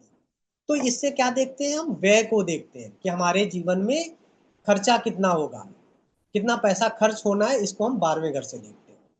यहाँ से हानि भी देखते हैं, लॉस भी देखते हैं कि कितना हमें हानि होगी। ये विदेश जाने का भी भाव है। विदेश में आप क्या कर पाएंगे? पहले देखो, पहले जब ये मतलब हमारे जब ऋषि मुनि लिखे थे, तब वहां पे विदेश जाना अच्छी बात नहीं समझी जाती थी। विदेश जाने को लेके न जाने कितने गाने बन गए। ठीक है, तो आजकल क्या है कि आज लोग पूछते हैं कि हमें विदेश जाना है, विदेश जाने के योग है या नहीं है। तो क्या है ना कि समय के साथ चीजें बदल गई। तो ये जो भाव है, ये हमें विदेश को भी बताता है, हमारे जीवन के व्यय को बताता है, हानि को बताता है, और ये हमें हॉस्पिटल को भी बताता है कि हमारे हॉस्पिटल में कितना खर्चा होगा। ये हमारे दवा खाना, पागल खाना, ये भी बताता है। और ये थोड़ा सा मोक्ष का भी भाव है। 12वें घर से मोक्ष को भी देखते हैं, अध्यात्म को भी देखते हैं कि कितना ये अध्यात्म या इस जीवन में मोक्ष प्राप्त कर पाएगा कि नहीं बात। दान भी देखते हैं, निस्वार्थ सेवा देखते हैं। इन सब चीजों को मोटा मोटा हम लोग क्या देखते हैं, 12वें भाव से देखते हैं। मोटा मोटा मान के चलिए, अस्पताल, व्यय, जेल, विदेश, अध्यात्म, मोक्ष, ये सब हम 12वें भाव से देखते हैं। ठीक है, तो चलिए अब हम लोगों ने क्या क्या अभी तक पढ़ा, एक बार इसको समझ लेते हैं। अभी हम लोगों ने ज्योतिष को समझने का प्रयास किया था शुरू के 15 से 20 मिनट की, ज्योतिष क्या है और ज्योतिष से हम कैसे कनेक्ट हैं। फिर हमने बात किया था कि ज्योतिष का आधार क्या है, ज्योतिष को हम समझें क्या, जिसमें हमने प्रारब्ध और समय को समझने का प्रयास किया था कि समय और प्रारब्ध को यदि हम समझ जाएं तो हम फलादेश करने में सक्षम बन जाएंगे या जान पाएंगे कि किसके जीवन में क्या होने वाला है। फिर हमने उसके आधार को पढ़ने का प्रयास किया, बहुत बहुत सूक्ष्म नहीं, बहुत मोटा मोटा पढ़ा। ग्रह पढ़े हमने, राशियां पढ़ी, और हमने भाव पढ़े 12 कुंडली के, जो कुंडली के आधार है। तो ये कुछ कुछ आपको समझ में आया सब चीजें? बहुत अच्छा sir. Thank you, thank you. जी समझ आ गया, बहुत अच्छा विद्वान सब है आप, पढ़ाया बहुत आपने। विद्वान है। डॉक्टरेट जो की है आपने, उसमें अगाध ज्ञान भरा, और जो पढ़ाने की कला है ना, बहुत सुंदर, थैंक सर यू। बहुत और अच्छा मैं पढ़ाया कोशिश आपने। बहुत सुंदर। तो मैंने कोशिश किया है कि जिन जिन प्रश्नों से मैं गुजरा हूँ वो आपसे मैं डिस्कस करूँ, और मैं बताऊंगा भी कि मैंने जो रिसर्च किया था, क्योंकि मैं पहले ज्योतिष पढ़ाने के लिए नहीं पढ़ रहा था, मैं सिर्फ ज्योतिष को जानना चाहता था कि ज्योतिष में कितनी हकीकत है। और मैं जब ज्योतिषियों से मिलता था, बहुत पैसा मैंने खर्च किया इसमें, और मैं केवल उनसे ये जानना चाहता था कि आप मुझे सच बता दो कि इसमें मैं कितना विश्वास करूँ। तो कई बार बहुत निराशा होती थी, और कई बार लोग ऐसा बता देते थे कि बहुत आशा हो जाती थी कि नहीं नहीं इसमें कुछ है। और फिर मैंने सोचा कि हमारे जो ऋषि मुनि हैं, उनको तो कोई कोई किसी से कुछ ऐसा, तो ना उनको पैसा चाहिए था, ना उनको किसी नाम की चिंता थी, तो वो लोगों ने तो जो किया होगा वो तो सोच समझ के ही किया होगा। तो फिर हम इस पर डिस्कस करेंगे। अब हम बात चलते हैं थोड़े से एक और जो विषय है जिसमें हम लोग फंसते हैं, कि जैसे हमने सोच लिया कि चलो, आपने कहा कि सर आपने चलिए बता दिया कि ज्योतिष बहुत सही है, काम करती है, लेकिन इसको हम क्यों सीखें, इसकी कोई वजह है? इन सब प्रश्नों को हम समझने का प्रयास करेंगे एक बार। तो इसमें हमें जो 3 प्रश्न हैं उनको हम इस पे समझेंगे। एक, अब चलिए थोड़ा थोड़ा सा समझ के तो आपसे हम संवाद कर सकते हैं, बस हमारा भी मकसद था कि आप थोड़ा सा टच में आ जाएं या थोड़ा सा समझ लें। अब हम बात करेंगे कि ज्योतिष का आधार क्या है, ज्योतिष कैसे काम करती है। कहीं ऐसा तो नहीं कि इसका आधार ही नहीं है, बस ऐसे ही चल रही है ज्योतिष। तो थोड़ा सी बात हम करेंगे आधार पे कि ज्योतिष का आधार क्या है। फिर थोड़ी सी बात करेंगे कि चलो इसका आधार अच्छा है मान लिया, तो इसकी उपयोगिता कितनी है जीवन में, क्या ये उपयोगी है, क्या इसको समझना, इसमें समय देना हमारे लिए लाभप्रद होगा, इसको समझने का प्रयास करेंगे। फिर ये हो गया कि चलो आधार अच्छा हो गया, उपयोगिता भी हम समझ लिए। फिर क्या इसकी कोई मार्केट वैल्यू है, क्योंकि हमने समय दिया, तो क्या केवल इसका उद्देश्य इतना है कि हम अपने को जान लिए, क्या इसको कुछ मार्केट में भी कुछ देख सकते हैं, इसका फ्यूचर भी है? तो इसका भी प्रयास करेंगे कि क्या इसका फ्यूचर भी बनता है। तो आप तैयार हो जाइए, अब इस पे बात करते हैं, थोड़ा सा संवाद ही करेंगे, समझने का प्रयास करेंगे, जो मैंने समझा वो मैं बताऊंगा आपको। तो अब हम बात करते हैं कि ज्योतिष का आधार क्या है। तो आपने देखा होगा कि ज्योतिष का जो आधार है, अभी हमने पढ़ा कि ज्योतिष का जो आधार है वो क्या है, कि ज्योतिष का जो आधार आपने देखा कि वो बहुत ही हमारी खगोलीय गणनाओं पर आधारित है। ज्योतिष कुछ ऐसी हवा हवाई बातें नहीं है, ठीक है। ज्योतिष का एक बहुत ही प्रॉपर एक क्या है, देखेंगे तो उसका एक गणितीय आधार है। और आपने कई बार देखा होगा अपने जीवन में, कि आपने देखा होगा कि जो नासा प्रिडिक्ट करता है कि सूर्य ग्रहण चंद्र ग्रहण कब पड़ेगा, वो तो बहुत बहुत बड़ी, मतलब उसकी तो वेधशाला जो है, जो लैब है, उसमें तो बहुत करोड़ों के यंत्र लगे हैं, कितनी टीम लगी है पूरी, वो देख कर बताता है कि ग्रहण कब पड़ेगा। और आप अपने देश के किसी भी गांव में चले जाइए, सुदूर गांव में चले जाइए, और किसी भी जाके वहां गांव के पंडित से मिलिए, और उनसे पूछिए कि पंडित जी मुझे ये बता दीजिए कि सूर्य ग्रहण कब पड़ रहा है, चंद्र ग्रहण कब पड़ रहा है। वो अपने 50 रुपए के पंचांग को निकालेंगे और आपको एग्जैक्ट वही समय, वही तिथि, वही दिन आपको बताएंगे जो नासा ने प्रेडिक्ट किया होगा। तो ये कैसे संभव हो सकता है? ये तभी संभव हो सकता है कि हमारे जो प्राचीन ऋषि मुनि थे वो बहुत ज्यादा, बहुत बड़े गणितज्ञ भी थे, क्योंकि पहले तो ये फलादेश और गणित दोनों सेम था। जो लोग गणित करते थे वही फलादेश करते थे। अब बदल गया कि गणित अलग हो गई और फलादेश अलग हो गया। तो हम ये कहते हैं कि हमारा जो फलादेश का जो आधार है, जो ज्योतिष का आधार है, वो ग्रहों पर आधारित है और ग्रहों पर ही आधारित नहीं है। उसकी जो ज्योतिषी गणना है वो भी बहुत ही साइंटिफिक है और इसको हम समझ सकते हैं पंचांग के द्वारा। क्योंकि आप देखेंगे कि एक एक सेकंड का भी अंतर नहीं आप पाएंगे हमारे पंचांग द्वारा बताए गए और नासा द्वारा बताए गए। तो इस बात में आप सहमत हैं कि इसका आधार बहुत लॉजिकल है? यदि आज सही है तो आप यस करके भेजिए, लिखिए। यदि आपको लगता है कि इसका आधार वाकई में तार्किक है।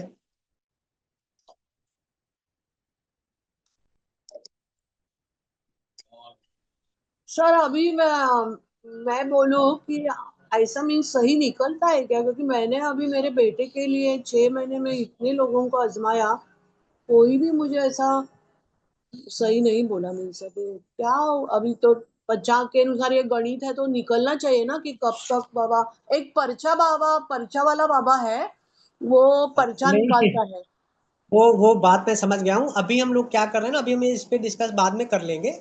अभी हम लोग हाँ डिस्कस जो कर रहे हैं ना हम उस पे बात कर रहे हैं कि अभी हमने ये बताया कि ज्योतिष का आधार क्या है, इसे समझने का हाँ प्रयास। अब हम हाँ बात करेंगे कि ज्योतिष की उपयोगिता क्या है, हाँ ज्योतिष उपयोगी क्यों है। अब हम इसकी बात करेंगे, ठीक है। हाँ अब जैसे बात करते हैं ना कि ज्योतिष हमारे जीवन में उपयोगी क्यों है, हम ज्योतिष को क्यों पढ़े या ज्योतिषी के पास क्यों जाए या ज्योतिष को क्यों समझे, क्यों समय दें। अब हाँ हम इस बात पे आते हैं। हाँ मेरा ये मानना है कि ज्योतिष इसलिए आपके लिए जरूरी है, आप लोग भी बताइएगा कि आपको हमने पढ़ा, आप अभी मैंने जब शुरुआत किया था, जब आपने हमने बात किया था तो आपने क्या बताया था कि सब कोई अपने जीवन में इन 4 चीजों से दुखी है या परेशान है। कोई ना कोई हम्म, स्वास्थ्य से दुखी होगा कि उसका स्वास्थ्य अच्छा है कि नहीं है, निरोगी रहे वो। दूसरा मैंने कहा था कि उसके पैसे को लेकर बहुत लोग परेशान है, बात नौकरी पूरी है। छूट गई, नौकरी नहीं लग रही है, व्यापार नहीं चल रहा है, खर्चा बहुत हो गया है, उससे लोग परेशान है। फिर तीसरी चीज अपने लाइफ पार्टनर से बहुत परेशान है, विवाह अच्छा नहीं हुआ, सपोर्ट नहीं मिलता, रोज कलेश मचा रहता है घर में, उसको वो जानना चाहते हैं। और चौथा जानना चाहते हैं कि संतान कब होगी, यदि हो गई है तो वो कैसी रहेगी, उसके जीवन में कोई दिक्कत तो नहीं आएगी, हमारे बुढ़ापे का वो सहारा बनेगा कि नहीं बनेगा। इन सब प्रश्नों के जो जवाब है वो सब जवाब हम क्या करते हैं, ज्योतिष से जानने का प्रयास करते हैं। ज्योतिष इन सब जवाबों को देने का प्रयास करती है। तो इसका मतलब ज्योतिष से इन प्रश्नों को मिलता है। अब समझ में आता है कि क्या ये वाकई में घटता है, सच होता है। तो आपको एक मैं छोटे से उदाहरण से समझाना चाहूंगा। आप देखिएगा हम्म कि जितना भी कुंडली में चंद्रमा पीड़ित है, अब चंद्रमा पीड़ित का मतलब ये है कि उनका चंद्रमा केतु से ग्रसित है, उनका हम्म चंद्रमा राहु से ग्रसित है, उनका चंद्रमा हम्म शनि से विषयोग बना रहा है। तो उनको हम्म आपने जीवन में देखा होगा। मैं ये बता रहा हूँ लॉजिक, आप समझिए इसको कि कैसे हम्म, ज्योतिष काम करती है, आप जाने या ना जाने इससे गैस कुछ बंद फर्क किया। नहीं पड़ता। तो ज्योतिष को आप ये देखेंगे जिनका जिनका चंद्रमा पीड़ित होगा वो हाँ अपने जीवन में देखना कि बहुत जल्दी जल्दी उनका मूड स्विंग होता होगा, बहुत ज्यादा ओवर थिंकिंग उनके अंदर होगी। और कई बार यह तो ऐसा भी हो सकता है कि ये चंद्रमा पीड़ित वाले आपको बहुत ही मौन दिखते हैं, बहुत ही शांत रहते हैं, वो बातचीत नहीं करते, इंटरेक्ट नहीं करते लोगों से। तो ये हम्म आपको, क्योंकि सबसे करीब जो हमारा उपग्रह है या जो ग्रह है चंद्रमा, वो हमारा सबसे करीब है। और दूसरी चीज है जो 70% पानी है हमारे शरीर के अंदर, उसका कारक है चंद्रमा। तो ये हम्म यदि चंद्रमा, यदि हमारा लॉजिक से देखें तो यदि इसका प्रभाव पड़ता है तो सबसे पहले पड़ता होगा हमारे मन पे, क्योंकि सबसे करीब है। इसीलिए जो जो चंद्र पीड़ित लोग हैं उनको आप देखते हैं कि महीने में अमावस्या और पूर्णमासी जो आती है, वो दिन जब करीब होते हैं तब इनको एक अजीब सी बेचैनी होती है। यदि इसको हम्म आप और देखना चाहें तो आप पागल खाने जाके देखिए और उनके एडमिन से पूछिए, तो वो आपको बताएंगे कि महीने में 2 बार ऐसा होता है कि इन लोगों को संभालना बहुत मुश्किल हो जाता है जब वो अमावस्या आती है। क्योंकि उस समय उनके मन में बहुत ज्यादा उद्विग्न होते हैं, बहुत ज्यादा हलचल होती है, क्योंकि चंद्रमा अपने पूर्णता को प्राप्त कर रहा हो। तो ये हमने देखा कि ये काम करता है, आपके जीवन में इसके फल देखने को मिलते ही मिलते हैं। और यदि आपको ये पता चल जाए कि हमारा ये स्वभाव इस वजह से है, तो आप उसका उपाय कर लेंगे, और ना भी उपाय किए तो आप क्या कर लेंगे, उस चीजों को समझ के आसानी से जीवन व्यतीत कर लेंगे। कई बार आपने देखा होगा संतान, अब मैं संतान का एक उदाहरण देता हूँ। जब भी जिसके संतान होगी, आप देखिएगा उनकी कुंडली उठाकर, उनको जब भी कंसीव होगा, उनकी कुंडली, जन्म कुंडली और नवमांश कुंडली, उस समय उनके नवम भाव, पंचम भाव और प्रथम लगन भाव में जरूर इनकी दशा चल रही होगी, या अंतरदशा चल रही होगी, या प्रत्यंतर दशा चल रही होगी। ये नहीं चल रही होगी तो उसमें बैठे ग्रहों की चल रही होगी। ये बिल्कुल आपको मिलेगा। और एक और आपको बारीक रिसर्च बता देता हूं कि ये भी आप देखोगे कि जब उनको कंसीव होगा, तब गोचर में बृहस्पति और शनि उनके पंचम भाव को या नवम भाव को जरूर देख रहे होंगे, या उनके ऊपर से वो गुजर रहे होंगे। ये हम गोचर पढ़ेंगे तब आपको पढ़ाएंगे। अभी मैं एक ये समझा पा रहा हूँ कि ये एकदम 100% लागू होता है। और संतान के जन्म होने के एक मंथ पहले मंगल आशीर्वाद देने आते हैं। आशीर्वाद देने का मतलब ये है कि वो भी गोचर पंचम या नवम पे कर रहे होते हैं, और 72 घंटे पहले चंद्रमा पंचम और नवम पे गोचर करते हुए हमें दिखते हैं। ये हम जब टॉपिक आगे जब हम संतान को पढ़ेंगे ना, तब इस रिसर्च पे बात करेंगे कि आप कैसे इसको देखेंगे। तो इस संतान देखने में हमें समझ में आ गया कि ये भी बहुत उपयोगी है, यदि किसी को ये पता चल जाए। क्योंकि कई बार आजकल तो आईवीएफ भी बहुत चलने लगा है, संतान नहीं हो रही है, आईवीएफ ऐसे केस आ रहे हैं, तो उनको भी देखना होगा कि आईवीएफ सफल होगा कि नहीं होगा। ये भी तो एक बहुत बड़ा विषय होता है इंसान को जानने का, क्योंकि पैसे लग जाते हैं लेकिन वो गारंटी नहीं देते। तो ये भी हम देखेंगे, समझने का प्रयास कर सकते हैं। दूसरी चीज़ है, कई बार मेरे पास क्लाइंट आते हैं, उनको लगता है कि जीवन रहना बहुत मुश्किल हो गया, तलाक होने की कगार पे हम खड़े हैं। तो कई बार जब हम देखते हैं तो हमें ये पता चलता है कि ये बहुत ही 6 महीने या साल भर की बात है।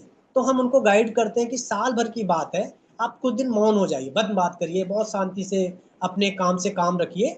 ये समय जैसे ही निकलेगा वैसे ही आपका वैवाहिक जीवन ठीक हो जाएगा। तो कई बार उनका लौट कर वो आते हैं और बताते हैं कि मम्मी जी आपने बताया पंडित जी, जिसकी वजह से हमारा आज घर बस गया, नहीं तो बहुत हम डिस्टर्ब होते हैं। कई बार मन में आता था कि हम तलाक ले लें। तो ये भी हम इससे भी उपयोग इसमें देख सकते हैं। दूसरा, कई बार होता है कि आपको पता चल गया कि कुंडली आपने देखा, और आपके 8वें घर में मंगल और राहु बैठे हैं और उनकी दशा भी आ गई, तो आपको ये समझ में आ गया कि अब कुछ रोड एक्सीडेंट, चोट चपेट हो सकता है।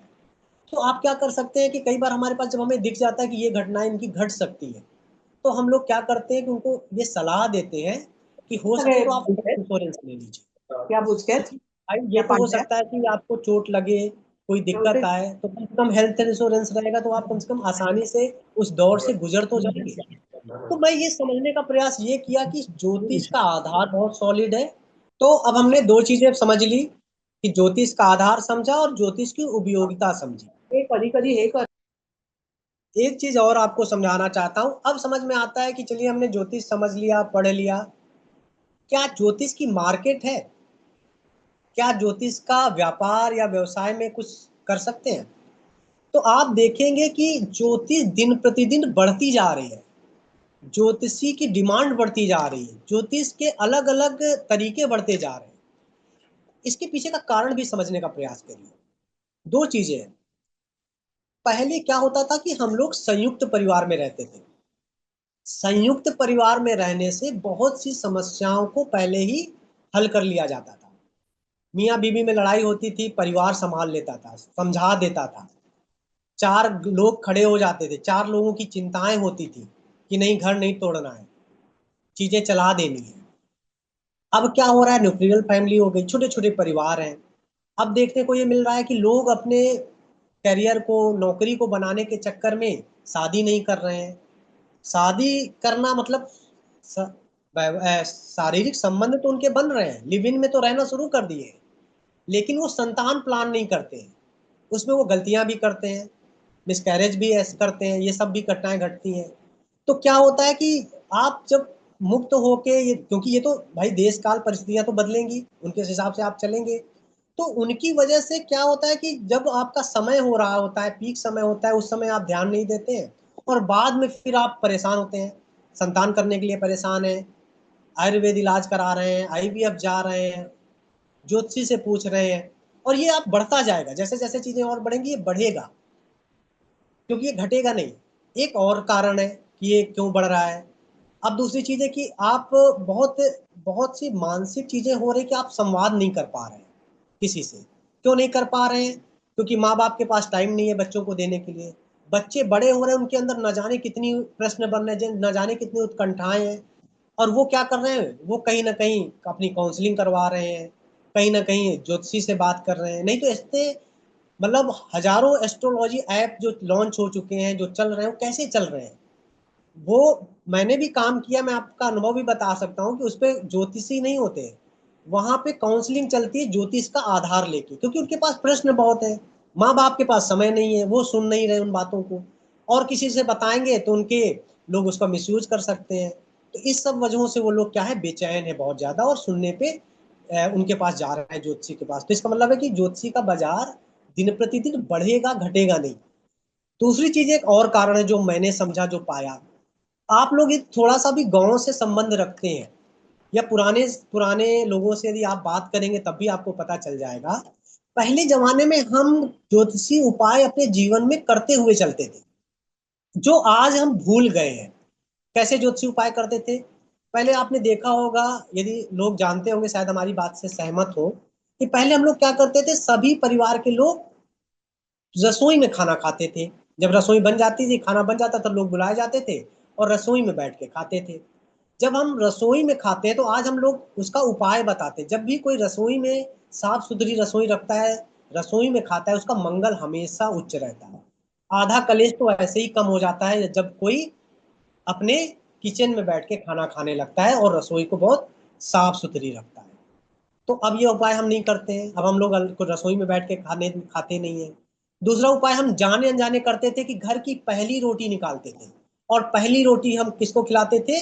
गाय को खिलाते थे। मतलब ये जीवन का मतलब पैटर्न था, जीवन की दिनचर्या थी, जैसे नहाना धोना, वैसे ही ये पैटर्न था कि घर की पहली रोटी गाय को जाएगी।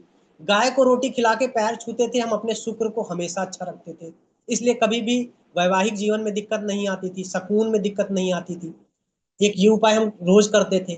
घर की दूसरी रोटी हम घर में ही बैठे कुत्ते को देते थे। देते थे कि नहीं देते थे? आप जब कुत्ते को रोटी देते थे, आप केतु अपना अच्छा रखते थे, बहुत अच्छा रहता था केतु आप, क्योंकि पर डे आप उपाय कर रहे हैं। फिर एक रोटी आप कौओं को भी खिलाते थे, कुछ ना कुछ पक्षियों को दाना डालते थे। कौओं को खिलाना, आप शनि को हमेशा अच्छा रखते थे। पक्षियों को जो दाना डालते थे, आप बुध को, अपने बुध ग्रह को हमेशा बैलेंस रखते थे। तो आप देखेंगे कि आप क्या करते थे, पहले जाने अनजाने आप उपाय कर रहे थे, अपने ग्रहों को अच्छा कर रहे थे।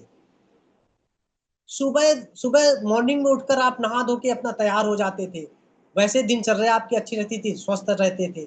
आज क्या हो रहा है, 2-2 3-3 बजे तक लोग मोबाइल में लगे हुए हैं।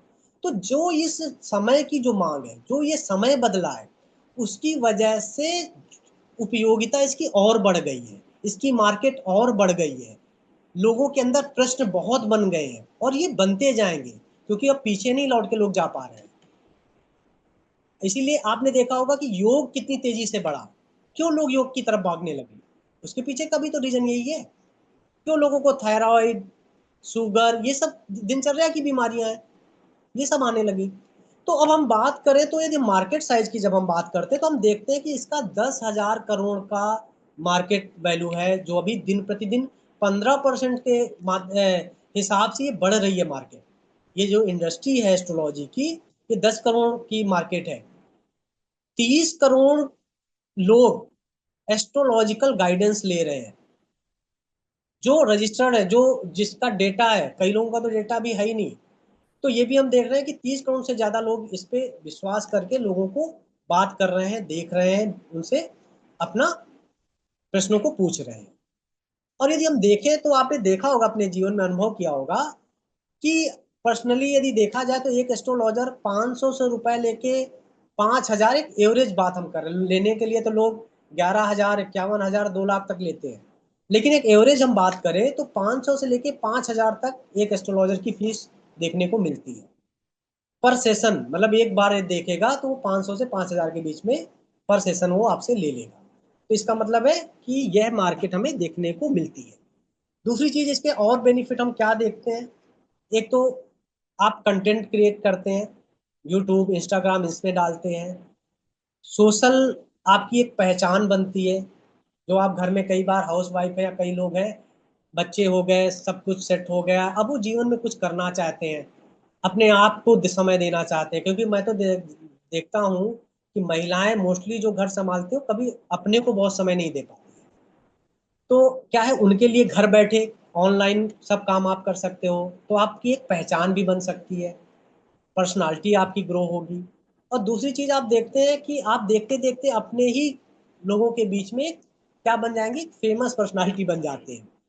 दूसरी चीज है कि आप घर बैठे, कहीं नहीं आपको जाना है, जैसे हम आज आपसे बात कर रहे हैं ऑनलाइन माध्यम से, ऐसे ही आप घर बैठे ऑनलाइन आप क्या करते हैं, कंसल्टेशन आप दे सकते हैं, लोगों को देख सकते हैं। वो भी एक घर बैठे सुविधा है इस विषय से जुड़कर। और दूसरी चीज है कि आजकल एक नई विधा चल रही है, लाइफ कोच बनना। लोग क्या करते हैं, लाइफ कोच के पास जाते हैं और लंबे लंबे सेशन लेते हैं, क्योंकि उनके मन में कई प्रश्न हैं, घर नहीं चल रहा है। तो आप यदि एस्ट्रोलॉजी भी जानते हैं तो आप क्या करोगे, उनको बहुत अच्छे से गाइड कर पाओगे, उनके जीवन को बता पाओगे कि कब क्या घटित होगा और कैसे आपको उन चीजों से निकलना है। तो एक बहुत अच्छे आप लाइफ कोच भी बन सकते हो। दूसरी चीज है कि आप कुछ मत करिए, मैं आपको विश्वास दिलाता हूँ, यदि आपने मुझसे 3 महीने भी पढ़ लिया ना, मैं वैसे झूठे वादे नहीं करता हूँ कि 2 महीने में कर दूंगा या 3 महीने में ये कर दूंगा। मैं इतना जरूर आपको विश्वास दिला सकता हूँ कि यदि 3 महीने आपने सीख लिया, तो जितने भी ये हजारों जो ऐप बनकर लॉन्च हुए हैं ना, जिनमें एस्ट्रोलॉजर की जरूरत है, उसमें आप बहुत अच्छा 50 से 60 हजार तो कहीं नहीं गया है, आराम से आप इसमें ज्वाइन करके कमा सकते हैं। ये तो मैं आपको विश्वास दिला सकता हूँ। तो यदि आप देखेंगे कि ज्योतिष का यदि मार्केट देखेंगे तो सबसे ज्यादा इतने समय ग्रोइंग है, सबसे ज्यादा बड़ी मार्केट है, और ये दिन प्रतिदिन बहुत तेजी से बढ़ भी रही है और ये अभी बढ़ेगी। इसलिए ये भी है कि आप यदि अभी शुरू करते हैं तो इस पे ग्रोथ करने के भी बहुत बड़े चांस आपको मिल जाते हैं। तो हम लोग अभी लोटा जो बात किया, हमने पहले ज्योतिष को समझने की बात की कि ज्योतिष क्या है, फिर हमने बात किया समझने का कि ज्योतिष कैसे जुड़ी हुई है हमारे, कैसे ज्योतिष को हम समझें, फिर ज्योतिष को मूल जो है, ग्रह पढ़ा, राशियां पढ़ी, ठीक है, और भाव पढ़े, फिर हम ज्योतिष के मार्केट को समझने की बात। तो इन सब चीज़ों को हमने समझा, आपने समय दिया, हमें बहुत अच्छा लगा। अब कोई आपके प्रश्न हो, या शिवम सर हैं हमारे साथ तो वो आपसे बात करेंगे। शिवम सर आप हो तो एक बार बात कर लीजिए, और कोई किसी का क्वेश्चन हो अभी तक जो आपने पढ़ा समझा, वो भी हमसे पूछ सकता है, उससे भी हम बात कर सकते हैं। सर मेरा क्वेश्चन ले लो ना सर पहले। अभी लेते हैं। अभी ये बताइए आप लोगों को कैसा लगा, कुछ समझ में आया? बहुत ज्ञानवर्धक। मैं सर ये जो बहुत अच्छा टॉपिक है ना पढ़ाया सर, आपने। बहुत डर लगता है कि किसी के लाइफ का कुछ गलत हो, लेकिन आपने जो उसके पैटर्न बनाए हैं और ये प्रस्तुतिकरण आपने जो किया है कि मैं क्या बोलूं, बहुत ही अच्छा। बहुत किसी को मीन्स जिसको कुछ ज्योतिष का जो भी मालूम नहीं उसको भी वो ध्यान में आएगा। बहुत मेहनत की है सर आपने इसको तैयार करने के लिए, पीपीटी आपने बहुत सुंदर तैयार किया। और आपका ज्ञान तो मैं नमस्ते हूँ कि डॉक्टरेट आपको जिसने भी दी है वो एकदम एकदम 100% सार्थ है। सर मुझे भी बहुत पसंद आया आपका सेमिनार, बहुत बहुत। Thank you. आप बस ये लगता है ना कि यदि आप किसी विषय को समझा रहे हैं तो सामने वाला यदि उसको थोड़ा सा भी समझता है और एक एक क्रमबद्ध तरीके से यदि वो पढ़ता है तो वो चीज़ें उसको थोड़ा सा ज़्यादा समझ में आ जाती हैं, ये मेरा मानना है। तो चलिए, सर मेरा सवाल ले लो सर। बिल्कुल आपका सवाल लेंगे। और आप अपना क्या करिएगा ना, आपको क्या सवाल पूछना है या क्या जानना है आपको? नहीं सर, क्या है हम लोग 6 महीने से सर इतने दुखी है ना। मेरा बेटा हम्म, बी तक पढ़ा है, बी है वो इंजीनियर, आईओएस का उसने बाद में कोर्स किया है, बहुत अच्छा। मैं जिस कंपनी में सर्विस में थी ना सर, मक्खी भी उड़ती नहीं थी उनके चेहरे से, और बड़े बड़े मैनेजर के पोस्ट पे थे। इसको तो क्या नहीं, लेकिन सर 6 महीने से वो घर में है। उसको 5 आप जॉब एक मिल काम गए करिए। लेकिन पांचों टिके हम्म, नहीं सर। तो मैं क्या समझ गया, है समझ गया। उसका, उसका नसीब आप में क्या है सर? आप स्वप्ना जी आप कुछ मत करिए, आप चैट बॉक्स में अपना नंबर दे दीजिए, आपसे संपर्क करके आपसे इस पे डिस्कस कर लूंगा। आप निश्चिंत रहिए, आप चैट बॉक्स में। Thank you sir, thank you. तो आपको किसी को कोर्स से संबंधित या कुछ वैसे बात करना हो तो कर सकता है। हर्ष जी, शिवम सर हैं क्या? आप लोग जिनको जिनको एस्ट्रोलॉजी पे कुछ समझ में आ रहा हो, जिनको आगे कोर्स करने का मन हो, वो अपना चैट बॉक्स में अपने नंबर शेयर कर सकते हैं, या अभी तक जो हमने पढ़ा है उससे कुछ संबंधित कुछ पूछना हो तो वो भी बात कर। सर मुझे एक ही पूछना है, इसमें 100% हम लोग बता सकते हैं क्या इससे, इस आधार से?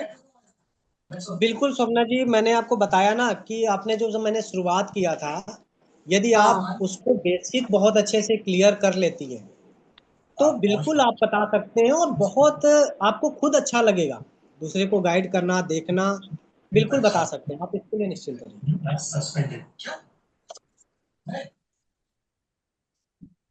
और कोई किसी का प्रश्न है जो बात करना चाहता हो इस विषय पे, जो भी पढ़ाया है? सर मैं पूछ सकती हूँ अपनी बेटी के बारे में? देखो क्या है ना, अभी आपके क्लास के बारे में पूछिए। अब वो ओके बात जो सर। हो गई ना आपकी कुंडली के देखने, वो एक अलग बात होगी, उसमें चैट बॉक्स में आप नंबर डाल दीजिए, वो हम बाद में पता देखेंगे। नहीं मेरे लैपटॉप में कुछ प्रॉब्लम ठीक हो है रहा है, सर, क्या वही चार्जेस है? मैं ट्राई कर रहा हूँ। स्टार्टिंग भी में भी मेरा बोल रहा था। वो आप कोर्स के बारे में जानना चाह रहे हैं ऐसा तो कुछ हाँ है जी हाँ नहीं, जी सर। लेकिन फिर भी मैं फोन से ज्वाइन कर लेता हूँ। तो वो चैट बॉक्स में आप अपना नंबर दीजिए, आपको मिल जाएगा। ठीक है, अभी तो डिस्काउंट भी जो ओके भी सर। होगा वो भी आपको मिलेगा। ठीक है, ओके सर। हम्म, आपको समझ में आया? आज जो पढ़ाया आपको उतना समझ में आया कुछ कुछ? हाँ जी हाँ जी सर।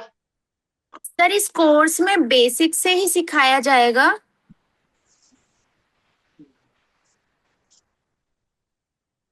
हाँ जी, आपकी सारी चीजें इसमें बेसिक से स्टार्ट होकर एडवांस लेवल तक कवर अप होती हैं इस कोर्स को लेकर। जी मुझे बेटे के बारे में और पूछना है। इसमें कितना मतलब ड्यूरेशन वगैरह कितना रहेगा कोर्स का? ये आपका बेसिक्स प्लस एडवांस दोनों अगर इंक्लूड हम करके बात करते हैं तो अराउंड आपका 5 मंथ्स का ओवरऑल प्रोग्राम रहता है विद प्रैक्टिकल एक्सपोजर। तो इसमें प्रिडिक्शन वगैरह सब कुछ सिखाया जाएगा? मैम सारी चीजें इंक्लूड रहेंगी आपकी from basics to the advance level, predictions, all kind of specializations in marriage and all, सारी चीजें इंक्लूड रहेंगी आपकी। तो इसमें किससे बात करनी होगी? मैम आप डायरेक्टली चैट में अपना नंबर लीव कर सकते हैं, काउंसलर टीम से आपके पास कॉल बैक आ जाएगा and they will guide you each and everything into proper manner. Okay okay. कुछ भी आपको पूछना हो तो आप चैट बॉक्स में अपना नंबर दे दीजिएगा या मैसेज कर दीजिएगा, तो हमारी टीम आपसे कनेक्ट कर लेगी। ठीक है, राधे राधे, जय माता दी। आप सभी लोगों ने अपना समय दिया बहुमूल्य। फिर मिलते हैं, ठीक है, थैंक यू बात सो मच करते हैं सर। फिर। Thank you so much sir. Thank you.